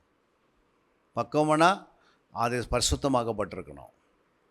புரியுங்களா? ஒரு பாத்திரத்துக்குள்ளே நீங்கள் ஒரு பொருள் போடுறதுக்கு முன்னாடி அந்த பாத்திரம் எப்படி இருக்கணும்? சுத்தமாக இருக்கணும். அதில் எந்த ஒரு எதுவும் வராது இருக்கிறதுக்கு முன்னாடி அது பாதுகாக்கணும். அப்புறம் அது வசனம் வந்திருக்க அதை காட்டிலும் அதிகமாக பாதுகாக்கணும். அப்போ பாதுகாக்கனா நம்ம அதுக்காகன்ற அந்த சிந்தித்துக்கினே இருக்கணும், யோசித்துக்கினே இருக்கணும். இனி என்ன வசனத்தை கேட்டேன், இந்த வசனம் ஏன் எனக்கு முன்னாடி வந்தது, அதை குறித்து நாம என்ன செய்யணும்? நேரத்தை எடுக்கணுன்றார். அதை இரவும் பகலும் வேதத்தை என்ன பண்ணார் தாவீது? அவர் இரவும் பகலும் அவர் குடும்பம் இல்லாத இருந்தால் இருக்கும். எத்தனை மனைவி அவருக்கு? எத்தனை மனைவி இருந்தாங்க? தாவீதுக்கு எத்தனை மனைவி, எத்தனை பிள்ளைங்க? புரியுதுங்களா? அவனுக்கு ஏற்கனவே ஒரு வேலை இருக்குது. என்ன வேலை? அவனுக்கு ஒரு வேலை இருக்குதுன்னா அவன் ராஜரீகம் பண்ணணும், ராஜாவாக இருக்கிறான். புரியுதுங்களா? எல்லாமே இருக்கிறாங்க, ஆனால் என்ன செய்யலை? அவன் இரவும் பகலும் தியானம் பண்ணுறன்றாரு. அப்போ தாவீதுக்கு இவ்வளோ வேலைகள் இருந்தோம் ஒரு பக்கம் அவன் சிங்காசனத்தை பார்க்கணும், மறுபக்கம் யுத்தத்துக்கு போய் ஆகணும், இன்னொரு பக்கம் குடும்பத்தை பார்க்கணும், பிள்ளைகளை பார்க்கணும், எல்லாமே என்ன செய்யணும், இதெல்லாம் செய்துக்கினே தன் இருதயத்தில் என்ன பண்ணியிருக்கிறான், இரவும் பகலும் தியானம் பண்ணி வந்திருக்கிறான். அப்படி பண்ணவுடைய இருதயம் ஆண்டவருக்கு ஏற்ற இருதயமாக மாறுது. நமக்கு ஒரு வேலை தான் இருக்குது, வேலைக்கு போயிட்டு வந்தால் வீட்டை பார்க்கணும், அவ்வளோதான். ஆனால் வசனத்தை விட்டுடுறோம். புரியுங்களா? அந்த காலகட்டத்தில் பைபிள் கையில் இல்லை, ஆனால் இரவும் பகலும் வேதத்தை தியானம் பண்ணுறான். ஈசாக்கு கையில் வேதமே இல்லை, அவன் மாலை நேரத்துக்கு எப்போ பார்த்தாலும் என்ன பண்ணுகிறான், வேதத்தை தியானம் பண்ணுறான். இயேசுவை பாருங்கள், அவன் நடந்து போகும்போதெல்லாம் என்ன பண்ணுறாரு, அது இரவும் பகலமாக வேதத்தை தியானம் பண்ணுறாரு. அப்போ இயேசுவாவுடைய அந்த வாழ்க்கையில் எல்லாமே ஜெயமாக இருந்தது. தாவீதுடைய வாழ்க்கையில் எல்லாம் ஜெயமாக இருந்தது. ஈசாக்கு எதை விதைத்தாலும் என்ன பண்ணுது, 100 மடங்கு பலன் கொடுக்கிறது. அப்போது ஒரு நல்ல நிலமாக அவங்களுக்கு இருந்ததுனால தான் பலன் உண்டாச்சு. அதான் 13:23 மத்தேயுல, நல்ல நிலத்தில் விதைக்கப்பட்டவனோ வசனத்தை கேட்கிறவனோ உணர்கிறவன் இருந்து 100ஆகவும் 60ஆகவும் 30ஆகவும். அப்போ யாரும் பலன் கொடுத்தாரு, யார் பலன் கொடுப்பாங்க? ஒரு நல்ல நிலம் தான் இருதயம். புரியுங்களா? நம்முடைய இருதயம் நல்ல இருதயமாக இருக்கணும். அது ஏற்கனவே சுத்திகரிக்கப்பட்ட இருதயமாக இருக்கணும். என்ன இருதயம்? ஒரு பாத்திரத்தை என்ன பண்ணோம், ஃபஸ்ட்டு சுத்திகரிக்கிறோம். அப்போது நம்முடைய இருதயத்தை இயேசு கிறிஸ்துடைய ஜலத்தினால, அவருடைய ஜலம்னா என்னது, தண்ணீர். அதை எபிரேயர் 10:22 சொல்கிறாரு, துர்மனசாட்சி நீங்கள் தெளிக்கப்பட்ட இருதயம் உள்ளவர்களாக. அப்போ துர்மனசாட்சி நீங்கள் தெளிக்கப்பட்ட இருதயம் உள்ளவர்களாகவும். அப்போ அதனால் அது சுத்த ஜலத்தால் கழுவப்பட்ட. அப்போ அதனால் அது சுத்த ஜலத்தால் நம்ம சரீரத்தையும் இருதயத்தை என்ன பண்ணோம், சரீரத்தை கழுவினா முழு ஆவியாத்மா சரீரத்தை குறிக்கிறது. புரியுங்களா? அப்போ துர்மனசாட்சி, அப்போ அங்கே ஒரு நல் மனசாட்சி வருவதுக்காக நம்ம சுத்திகரிக்கிறோம், கழுவப்படுகிறோம் ஜலத்தினால். அப்போ நல்ல மனசாட்சி எப்போ வரும்? நம்மளை அடிக்கடி கழுவினே இருந்தால் என்ன பண்ணோம், நல்ல மனசாட்சி வரும். நம்முடைய இருதயத்தை சும்மா அப்படியே உலகத்தெல்லாம் யோசிச்சுனே இருக்கிற, உலக காரியங்களாக ஓடுற, உலகத்தில் வரதில் கண்கள் இச்சை, மாசு, ஜீவனத்தின் பெருமைலாம் இருக்குது நிறையா. அதுக்கே நேரத்தை அதிகமாக கொடுத்துனா தானே ஆகும். நம்முடைய இருதயம் எப்படி ஆகும்? அதே போல் தான் இருக்கும். அதனால தான் அவர் என்ன சொல்ல, துர்மனசாட்சி நீங்கணும், தெளிக்கப்பட்ட இருதயம் உள்ளவர்களாக, சுத்த ஜலத்தால் கழுவப்பட்டவர்களாக, உண்மையுள்ள இருதயத்தோடு அவரிடத்துல போய் என்ன செய்யணும், விசுவாசமாக சேர கடவுனா. எப்படி போய் சேரதுன்னா, நம்ம சுத்த ஜலத்தினால் நம்ம கழுவணும் அப்படின்னு அந்த வார்த்தை சொல்லி அறிக்கை செய்யணும். புரியுங்களா? நம்ம அறிக்கை செய்யும் போது அது என்ன பண்ணுது, கழுவப்படுறதுக்கு ஒப்பாக இருக்கிறது. புரியுங்களா? சில தவறு செய்யிட்டாங்க, நமக்கு விரோதமாக பேசிட்டாங்க, அவங்க அறிக்கை பண்ணுறாங்க, என்னை மன்னிச்சிடுங்க, தெரியாது பேசிட்டேன். அதுக்கு பேர் என்னது, அறிக்கை. என்னது, அறிக்கை பண்ணுறாங்க. அப்போ அவங்க சொன்னதை நம்ம ஏற்றுக்கின்னு நம்ம என்ன சொல்கிறோம், இல்லைங்க எப்படி தான் அப்படி சொன்னீங்க அப்படின்னு அப்படி கேட்க முடியும். அப்போ ஒரு சாதாரண ஒரு மனுஷன் அந்த வார்த்தை சொன்னதுக்கு மன்னிக்கிறேன்னு சொல்லிட்டு அதை மறக்கிறதுக்கு பிரயாசப்படும் போது, அப்போ ஆண்டவர்கிட்ட சொன்னால் நம்ம மன்னிக்க மாட்டாரா? ஆண்டவர்கிட்ட சொன்னால் நம்ம இருதயத்தை பக்குவப்பட மாட்டாரா? அப்போ நான் ஆண்டவர்கிட்ட நம்ம சொல்கிறோம், மனுஷங்கிட்ட சொன்னாவே மன்னிக்க முடியும்னா, அந்த மனுஷனுக்கு மன்னித்து அனுப்ப முடியும்னா, அப்போ ஆண்டவர்கிட்ட சொன்னார், பாவங்களை மறைக்கிறவன் வாழ்வடைய மாட்டான் அவைகளை. அப்போ ஏன் அறிக்கை செய்கிறேன்னா, அறிக்கை செய்யும் போது என்ன உண்டாகுது, சுத்திகரிக்கப்படுகிறது. அப்புறம் நம்ம விட்டு விட வேணும்னு சொல்லியிருக்கிறேன். அப்போ விட்டு விடத்துக்கு நம்ம என்ன பண்ணணும், முயற்சி எடுக்கணும். நிறைய பேர் பாவத்தை அறிக்கை செய்வாங்க, ஆனால் விட்டு விட மாட்டாங்க. புரியுங்களா? மன்னிச்சுன்னு சொல்லுவாங்க, ஆனால் என்ன பண்ண மாட்டாங்க, மறக்க மாட்டாங்க. மறுபடியும் அதே பேசுவாங்க. கேட்டால் நான் மன்னிச்சுன்னுவாங்க. அப்புறம் பார்த்தா என்ன பண்ணுறது, அதாங்க என்னால் மறக்கவே முடியுதில்லை. புரியுங்களா? அறிக்கை செய்து விட்டு விடாது இருந்தால் என்ன பண்ணாது, இரக்கம் கிடைக்காது ஆண்டவர்கிட்ட. அறிக்கை செய்கிறாங்க, ஆனால் என்ன பண்ணல, விட்டு விடலை. தேவனிடத்துக்கு அதை விட்டு விட்ட பிறகு தான் இரக்கம் வருது. புரியுங்களா? அப்போ இரக்கன்றது ஃபஸ்ட்டு எழுதலை. ஃபஸ்ட்டு என்ன எழுதுகிறாரு, தன் பாவங்களை மறைக்கிறவன். அப்போ ஒரு மனுஷனுடைய வாழ்க்கை எங்கே இருக்குது? அவருடைய மனுஷனுடைய வாழ்க்கை நிம்மதியாக இருக்கணும் அப்படின்னா அவன் செய்த பாவத்தை அறிக்கை செய்யணும். அவன் நிம்மதி அற்றவனாக இருக்கணும். எப்படி இருக்கும்? அறிக்கை செய்யாத இருந்தால் எப்படி இருப்பான்? நிம்மதியாகவே இருக்க மாட்டான். அவன் வாழ்க்கையில் எப்படி இருக்கும்? தாறுமாறாகிடுது. அப்போ ஒவ்வொரு நாள் நமக்கு அந்த சிஸ்டத்தை கொடுத்துருக்கிறாரு. தன் பாவங்களை மறைக்காதே, பாவம் செய்யவில்லை என்பானாகில் அவன் யார்? அவனிடத்த சத்தியம் இருக்காதான். அவன் தன்னைத்தானே வஞ்சிக்கிறானா. 1 வாசிக்கும் போது, நமக்கு பாவம் இல்லை என்போமானால் நம்மை நாமே வஞ்சிக்கிறவர்களாய் இருப்போம், சத்தியம் நமக்குள் இராது. நம்முடைய பாவங்களை நாம் அறிக்கையிட்டால் பாவங்களை நமக்கு மன்னித்து எல்லா அநியாயத்தையும் நீக்கி நம்மை சுத்திகரிப்பதற்கு அவர் உண்மையும் நீதியும் உள்ளவராய் இருக்கிறார். அப்போ ஆண்டவர் சொல்கிறாரு, தன் பாவங்களை என்ன செய்யுங்க? அறிக்கையிட்டுடுங்க. அப்போ நான் பாவமே செய்யறதில்ல.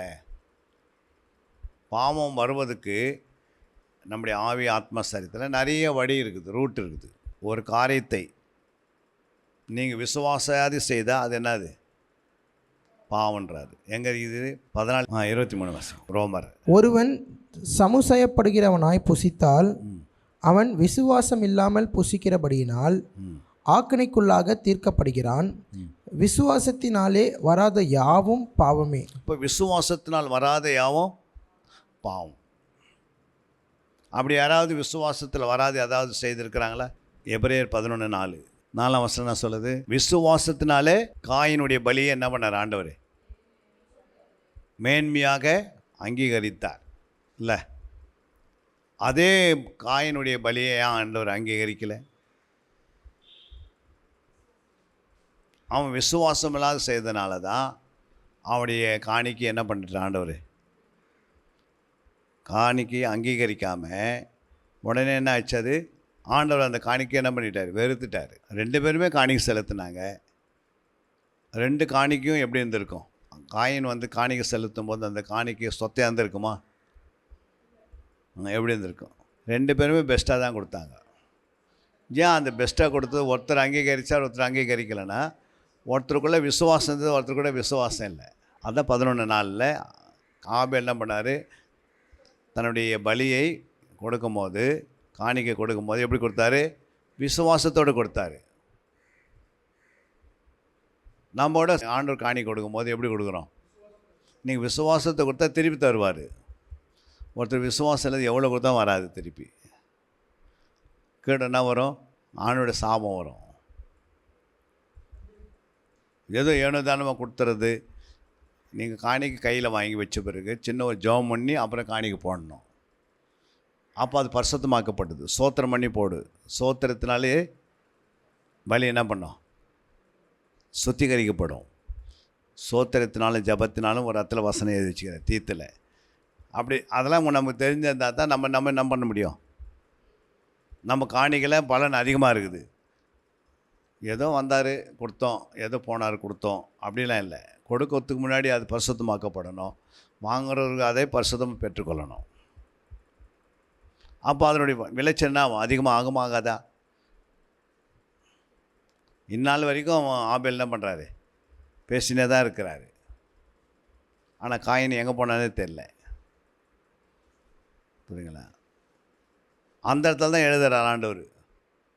என்னன்னு? பாவம் வாசற்படியில் படுத்திருக்கோம் அப்படின்றாரு. ஏன் வீட்டு வாசலில் படுத்துனது பாவம் அப்படின்னா, நீ வீட்டுக்குள்ளே போகும்போது விசுவாசத்தோடு காலத்தை உள்ளே வைக்கணும். நம்ம அவிசுவாசமாக வைக்கிறோம். அப்போ பாவம் என்ன பண்ணுது? வாசலில் படுத்துனுக்கிற பாவம் என்ன பண்ணுது? இப்போ வீட்டுக்குள்ளே போயிடுச்சு. அப்போ விசுவாசம் பேர் இருக்குது, ஆனால் என்ன இல்லை? விசுவாசம் இல்லை. இப்போ விசுவாசம் இல்லைன்னா என்ன நடக்குது? விசுவாசத்தில் வராதையாவும் பாவத்தில் போய் முடிஞ்சிடுது. நான் ஆண்டவருக்கு இவ்வளோ சர்ச்சை ஓட்டுறேன், அங்கே ஓட்டுறேன், இங்கே ஓட்டுறேன், ஆண்டவருக்கு இதெல்லாம் செய்கிறேன். ஆனால் விசுவாசம் இல்லாத ஓடினா பிரயோஜனம். எங்கே போனாலும் விசுவாசத்தோடு போகணும். எது செய்தாலும் விசுவாசத்தோடு செய்யணும். புரியுங்களா? சாப்பிடும் போது விசுவாசத்தோடு செய்யணும். அதுதான் ஒரு சின்ன ஜபம். ஆண்டவரே இந்த ஆகாரத்தை ஆசீர்வதிங்க, கொடுத்த கரத்தை ஆசீர்வதிங்க, புசித்து பலன் அடைந்து நமக்கு ஊழியம் செய்யணும்.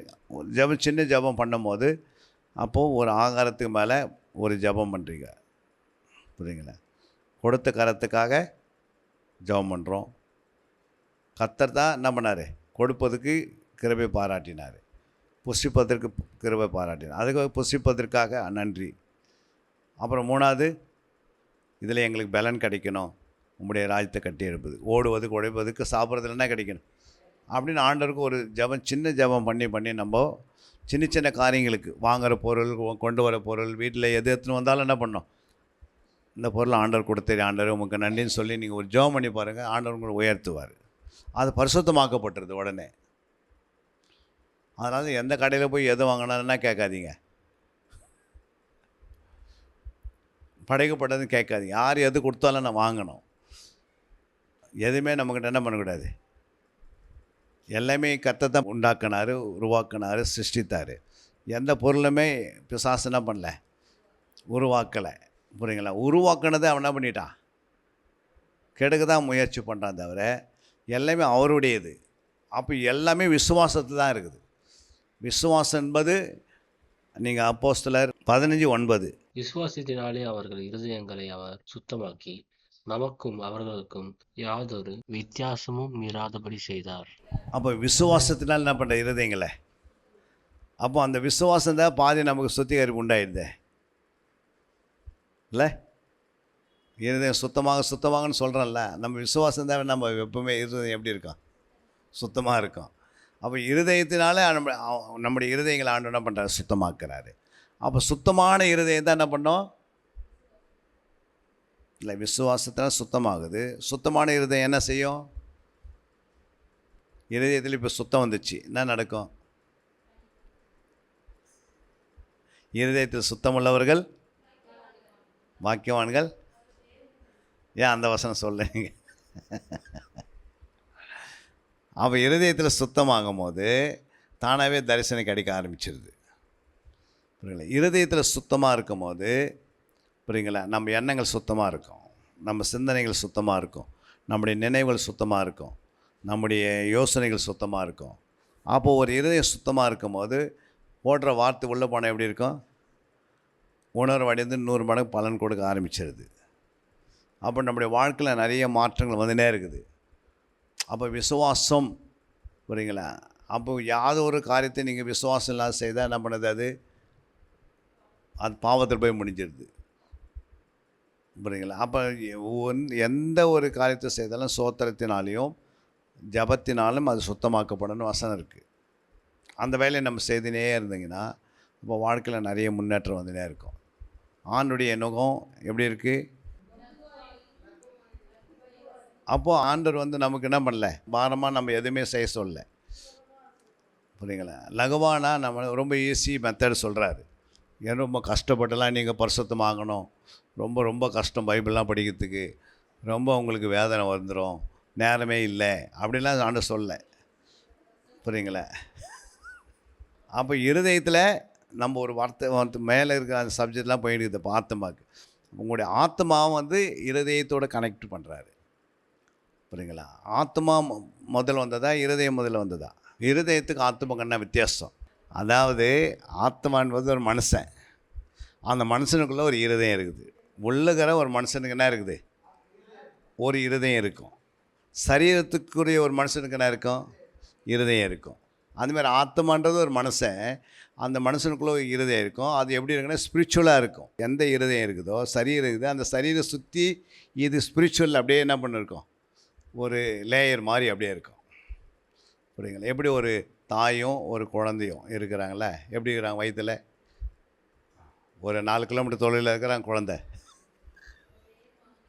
நம்ம பக்கத்தில் இருக்கிறாங்க, ஆனால் 2 பேருமே பேசாத இருக்கிறாங்க. இவங்க அவங்கள பார்த்து பேச முடியாது, அவங்க என்ன பண்ண முடியாது, குழந்தை தாயை பார்த்து பேச முடியாது. ஆனால் 2 பேருமே என்ன பண்ணுறாங்க? வளர்கிறாங்க. 2 பேருமே புசிக்கிறாங்க. 2 பேருமே என்ன செய்கிறாங்க? சொல்லுங்கம்மா. 2 பேருக்குள்ளேயும் வேலை நடந்துனே இருக்குது.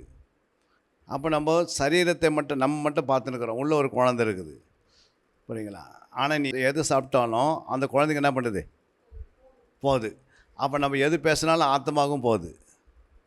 புரியுங்களா? அப்போ அந்த ஆத்மாவில் நீங்கள் பேசுறதுக்கு முன்னாடி ஆத்மாவில் நினைக்கிறீங்க. எங்கே நினைக்கிறீங்க? ஆத்மாவில் என்ன நினைக்கிறீங்கன்னா, இந்த மாதிரி வந்து ஒரு காரியத்தில் நான் தோற்றுட்டு போயிட்டேன் அப்படின்னு நீங்கள் ஆத்மாவில் யோசிக்கும் போது அது சரீரத்தில் என்ன பண்ணுது? ரன்னிங் ரேஸ் ஓடுறதுமே நான் தோற்று போயிடுவேன்னு அப்படின்னு ஆத்மா சொல்லிச்சுன்னா என்ன பண்ணுவேன்? சரீரம் என்ன பண்ணோம்? எவ்வளோ நல்லா சரி இருந்தாலும் தோற்று போயிடும். ஏன் அப்படின்னா ஏற்கனவே ஆத்மா என்ன பண்ணிட்டேன், நீ நான் போக முடியாது அப்படின்னு சொல்லிவிட்டு ஆத்மா சொல்லிட்டு பிறகு அது பிறகு யார் வலுக்கட்டாயம் எழுத விட என்ன பண்ணுறது? சரீரம் சொல்கிறான்ல, போக முடியாது அப்படின்னு சொல்லிட்டாங்கன்னா உடனே அவங்களுக்கு என்ன தான் சொன்னாலும் என்ன பண்ண மாட்டாங்க? கேட்க மாட்டாங்க. ஏன்னு ஏற்கனவே எங்கே சொல்லிட்டாங்க? ஆத்மாவில் சொல்லியாச்சு. அப்போ இந்த ஆத்மாவில் என்ன நடக்குதோ அது அந்த ஆத்மாவுக்குள்ள இருதயத்தில் தான் வசனம் போகுது. இப்போ சரீர இருதயத்தில் போய் வசனம் போய் நிற்குமா? இப்போ நீ பைபிள் இருக்கிற வசனம் வந்து இந்த சதையான இருதயத்துக்குள்ளே போய் இந்த வசனம் இன்னைக்கு ஸ்டே பண்ண முடியுமா? ஆத்மாவுடைய இருதயத்தில் தான் வசனம் என்ன பண்ணோம்? அது என்ன பண்ணோம்? நீங்கள் சிந்திக்கும் போது அது அதுக்கு கனெக்ட் பண்ணுது, இதயத்துக்கு அனுப்படுது. ஆத்மா இதயமும் சரீர இருதயமும் பக்கத்தில் இருக்கிறனால ஆத்மா இருதயம் என்ன செய்யும்? சரீரவுடைய இருதயத்தை கனெக்ட் பண்ணினே இருக்குது. புரியுங்களா? ஆத்மாவில் எனக்கு ஒன்றும் ஆகாது அப்படின்னு நீங்கள் திடமானதாக இருந்தால் உங்கள் சரீர இருதயம் எப்படி இருக்கும்? ஸ்ட்ராங்காக இருக்கும். நீங்கள் பதறீங்க அப்படின்னா இந்த சரீரம் இதை என்ன பண்ணும்? ரத்தம்லாம் கொதிக்க ஆரம்பிச்சிருது. ரத்தம் என்ன பண்ணுது? கொதிக்குது. ஏன் கொதிக்குதுன்னா அந்த ஆத்மாவுக்குள்ளே சமாதானம் இல்லை. அந்த ஆத்ம இருதயத்தில் என்ன இல்லை? சமாதானம் இல்லை. அந்த ஆத்ம இருதயத்தில் சந்தோஷம் இல்லை. அந்த ஆத்மா மனுஷனுக்கு ரொம்ப அவன் என்ன பண்ணுறான்? பதற்றமாக வச்சுருக்கிறதுனால சரீரத்துக்கு அடி மேலே அடி விழுந்துனே இருக்குது. புரியுங்களா? நம்ம நினைக்கிறது ஒன்று, நடக்குதுன்னா ஒன்று நடக்குது. ஏன் அப்படின்னா இந்த ஆத்மாவை அதை தான் உன் ஆத்மா வாழுகிறது போல் நீ எல்லாவற்றையும் வாழ்ந்து சுகமாயிருன்றார். அப்போ இந்த ஆத்மா நல்லா வாழ வச்சிட்டிங்கன்னா சரீரம் தானவே சுகம் பெற்றுக்கினே இருக்கும். ஆத்மாவில் நீங்கள் வேறு ஏதாவது ஒன்று எடுத்துகிட்டு வந்து தேவையில்லாத வியாதிகளாக நம்ம வச்சிட்டோம்னா அங்கே ஃபஸ்ட்டு வியாதி உருவாங்கின பிறகு தான் எங்கே உருவாகுது? அங்கே கேன்சர் என்ற ஒரு வார்த்தை உருவாங்கின பிறகு சரீரத்தில் தாக்கிடும். அங்கே எதுக்கே நீ உருவாகாத டைம்னு அந்த ஆத்மாவுக்கு எப்பவுமே நீ பரிசுத்தமாக வச்சிங்கன்னா அந்த ஆத்மாவில் எதுவும் வராது. என் ஆத்மாவில் இயேசு இருக்கிறாரு, என் ஆத்மாவுக்குள்ள இயேசு என்ன பண்ணுற வளர்றாரு, உள்ளான மனுஷன் நாளுக்கு நாள் பலப்படுறான் அப்படின்னு சொல்லிக்கினே இருந்தீங்கன்னா இந்த சரீர மனுஷன் எப்படி இருப்பான்? சோர்ந்தே போக மாட்டான். ஒரே ஒரு வசனம் வாசித்து முடிச்சிடுங்க. 2 கொரிந்தியர் 4:16. ஆனபடியினாலே நாங்கள் சோர்ந்து போகிறதில்லை. எங்கள் புறம்பான மனுஷனானது அழிந்தும் உள்ளான மனுஷனானது நாளுக்கு நாள் புதிதாகப்படுகிறது. ஆமென். அப்போது நம்ம ஏன் சோர்ந்து போயிடுறோம்? ஆனாலும் நாங்கள் என்ன பண்ணுறதில்லை? சோர்ந்து போகிறதில்லை. ஏன்னா உள்ளான மனுஷன் நாளுக்கு நாள் என்ன பண்ணுறான்? புதிதாகப்படுறான். வெளியே இருக்கிற மனுஷன் நாளுக்கு நாள் என்ன செய்வான்? வெளியே இருக்கிற மனுஷனை அழிச்சினே இருக்கணும், உள்ளே இருக்கிற மனுஷன் வளர்ந்துக்கினே இருக்கணும். அப்போ உள்ளே இருக்கிற மனுஷன் வளர வளர சோர்வு வர்றதுக்கு சான்ஸே இல்லை. புரியுங்களா? ஏன் சோர்வு வருது? நாங்கள் சோர்ந்து போகிறதே இல்லை அப்படின்னா ஏன் சோர்ந்து போகிறதுனா வெளியே இருக்கிற மனுஷனை அடிக்கிறோம், உள்ளே இருக்கிற மனுஷனை பாதுகாக்கிறோம், உள்ளே இருக்கிற மனுஷன் கரெக்டாக ஆகாரத்தை கொடுக்குறோம். உள்ளே இருக்கிற மனுஷனுக்கு சோர்வு இல்லாத இருந்தால் சரீரத்தில் இருக்கிற மனுஷனுக்குன்னா இல்லை, சோர மாட்டான். ஏன்னா அது என்ன பண்ணும்? எப்போயுமே ஆத்மா என்ன செய்யும்? உன்னை பலப்படுத்தினே இருக்கும். புரியுங்களா? இன்ஜின் நல்லா இருந்தால் வண்டி என்ன பண்ணணும்? ஓடினே. ஆனால் இன்ஜினே கெட்டு போயிடுச்சுன்னா என்ன பண்ண முடியாது? எவ்வளோ தான் அழகாக சீட்டு இருந்தால் கூட என்ன பண்ண முடியாது? கொஞ்ச நேரம் உட்காடுறேங்க 2 ஹவர் போய் அந்த ஊரில் விட்டு வந்தேன்னா விட்டு வரும்போது சீட் நல்லா இருக்குது, அதனால் போக முடியாது சீட்டு. ஏன்னா இன்ஜின் வேலை செய்யணும். அதான் ஆத்மான்றது ஒரு இன்ஜின் மாதிரி.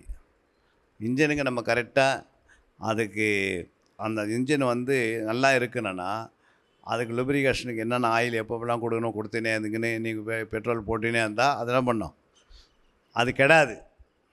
இல்லைங்க ஆயில் போட்டு 2 வருஷம் ஆயிடுச்சு, என்ன ஆகும்? இன்ஜின்னு தானாகவே கெட்டுப்படும். புரியுங்களா? சீஸ் ஆகிடும். அப்புறம் வண்டியை தூக்கி போட்டுடுறோம். இன்ஜின் கட்டிட்டு சொல்லிட்டு மீதி மேலே இருக்கிறதெல்லாம் தூக்கி வீட்டில் வச்சுக்கலாம், அப்புறம் அதை வச்சு ஓட்டலான்னு ஓட்ட முடியுமா? அதுமாதிரி ஆத்மா கெட்டு போயிடுச்சுன்னா முழு சரீரம் அவுட்டு. அதனால தான் ஆண்டு கேட்டார், உலகெல்லாம் நீ ஆதாயப்படுத்தி கொண்டிருக்கிறான். ஆண்டு கேட்குறாரு, எனக்கு எல்லாமே நான் ஆத்மாவுக்கு தேவையான சேர்த்து வச்சுட்டேன். ஆனால் ஆண்டு சொல்லி இன்றைக்கி உன் ஆத்மா எடுத்துக்கன்னா சேர்த்து வச்சுலாம் யாருக்குப்பா அப்படின்றாரு. அவன் என்ன பண்ணிட்டான், ஐஸ்வர்யனாக இருந்தனால அவன் புரிஞ்சு கொள்ளாமல் அவன் திரும்பி போயிட்டான். புரியுங்களா? ஆனால் எது முக்கியம் அவனுக்கு தெரியல. நீ உலகெல்லாம் ஆதாயப்படுத்திக்கோ, உன் ஆத்மா என்ன பண்ணிக்கிற, நீ ஏன் நஷ்டப்படுத்துகிற? அப்போ இந்த ஆத்மா குறித்து இந்த உலகத்தில் எந்த ஒரு புத்தகத்திலையும் சரியான விளக்கம் கிடையாது. பைபிள் மட்டும்தான் கரெக்டான விளக்கத்தை கொடுக்குது. வேதம் மட்டும்தான் ஒரு ஆத்மா மரணத்து பிறகு ஒரு வாழ்க்கைங்கிறது சொல்லு. அப்போ இந்த ஆத்மாவுக்கு தான் நம்ம ஆலயத்துக்கு போகிறோம். இந்த ஆத்மா நல்லா இருக்கிறது தான் ஆலயம். இந்த ஆத்மா நல்லா இருக்கிறது தான் வசனம். இந்த ஆத்மா நல்லா இருக்கிறதுக்கு தான் நம்ம என்ன செய்கிறோம், துதிக்கிறோம், பாடுறோம், எல்லாமே செய்யறதுக்குனால ஆத்மாவுக்கு தான் செய்கிறோம். சரீரத்துக்கு நம்ம சாப்பிட்றோம் பாரு, அது சரி வெளிப்பிரகாரமான சரீரத்துக்கு சாப்பிட்டு கொண்டு இருக்கிறோம். புரியுங்களா? அதுக்கு ஆகாரம் கொடுத்து ஆகணும். ஏன்னா அந்த சரீரத்துக்குள்ளே இந்த ஆத்மா இருக்குது. சரீரத்தை நம்ம நல்லா கவனிச்சிக்கணும், சரீரத்துக்கே டைம் அதிகமாக ஒதுக்கின்னு ஆத்மா விட்டுறக்கூடாதுன்னு ஆண்டவனை சொன்னார். நீ அறிவுள்ள மனுஷனாக இரு, ஞானம்னாக இருந்து உன் ஆத்மாவுக்கு என்ன பண்ணிக்கோ, சிநேகிச்சுனே இரு, உன் ஆத்மாவுக்கு நன்மை செய்துனே இரு. நீ இந்த சரீரத்திலேயே நீ நன்மை செய்யணும். சரீரத்தை விட்டு ஆத்மா வெளியே போயிடுச்சுன்னா அது பிறகு யாராலும் என்ன பண்ண முடியாது, நன்மை செய்ய முடியாது, திருப்பவும் முடியாது. அது பிறகு நியாய திருப்பு போய் நிற்கணும். எத்தனை பேர் புரிஞ்சுது இன்றைக்கி? ஒரு கரங்களை தட்டி தேவநாமத்தை மிகப்படுத்தலாம். இதுக்கு பிறகு நீங்கள் அடுத்த வசனங்கள்லாம் நீங்கள் வீட்டில் போய் கவனிக்கணும். இப்போ ஒரு வசனத்தை நீங்கள் எடுத்துன்னு வரணும். ஹோம் ஒர்க், எல்லாத்துக்குமே ஹோம் ஒர்க். அன்பிற்குரியவர்களே, சத்திய வேத ஆராய்ச்சி வித்யாசாலை தரிசன ஊழியம் 1. வடமாநிலத்தில் 300 திருச்சபைகளை உருவாக்குதல். 2. மாதம் ஒருமுறை எழுப்புதல் உருவாக்கும் எழுப்புதல் கூட்டம். 3. ஊழியர்கள், சபை தலைவர்கள், சுவிசேஷர்களுக்கென கருத்தரங்கு, அதாவது சத்திய வேத ஆராய்ச்சி நேரம். 4. டிவி ஊழியம். 5. பத்திரிகை ஊழியம். 6. CD DVD ஊழியம். 7. பவர் கேம்ப் அக்னி அபிஷேக முகாம். 8. உபதேச ஆராய்ச்சி கருத்தரங்கு ஊழியம். 9. நலிந்த குழந்தைகள் இல்லம். 10. 24 மணி நேர ஜெப மையம். 11. சத்திய தேவ ஆராய்ச்சி கல்லூரி. 12. சிறுவர்கள் உருவாக்கும் ஊழியம். 13. மருத்துவ முகாம். 14. ஜெயில் ஊழியம். 15. கைப்பிரதி ஊழியம். 16. கிராம ஊழியம். 17. மிஷனரியை உருவாக்கும் ஊழியம். 18. நன்றி துதி ஆராதனை கூட்டங்கள். 19. சமூக நலப்பணிகள் ஊழியம். 20. இன்டர்நெட் மூலமாக ஆன்லைன் படிப்புகள். இது விரைவில் வரவிருக்கின்றது. 21. தேவனுடைய வருகைக்கு ஆயத்தப்படுத்துதல். இதனுடைய நோக்கங்கள்: 1 கோடி சீடர்கள் உருவாகுதல், 1 கோடி ஜாமக்காரர்கள் உருவாகுதல், 1 கோடி யுத்த வீரர்கள் உருவாகுதல், 1 கோடி ஊழியர்கள் உருவாகுதல். தரிசனத்தை அவன் கண்டபோது அவர்களுக்கு சுவிசேஷத்தை அறிவிக்கும்படி கர்த்தர் எங்களை அழைத்தார். புறப்பட்டு போக பிரயத்தனம் பண்ணி. அப்போஸ்தலர் நடபடிகள் 16:10.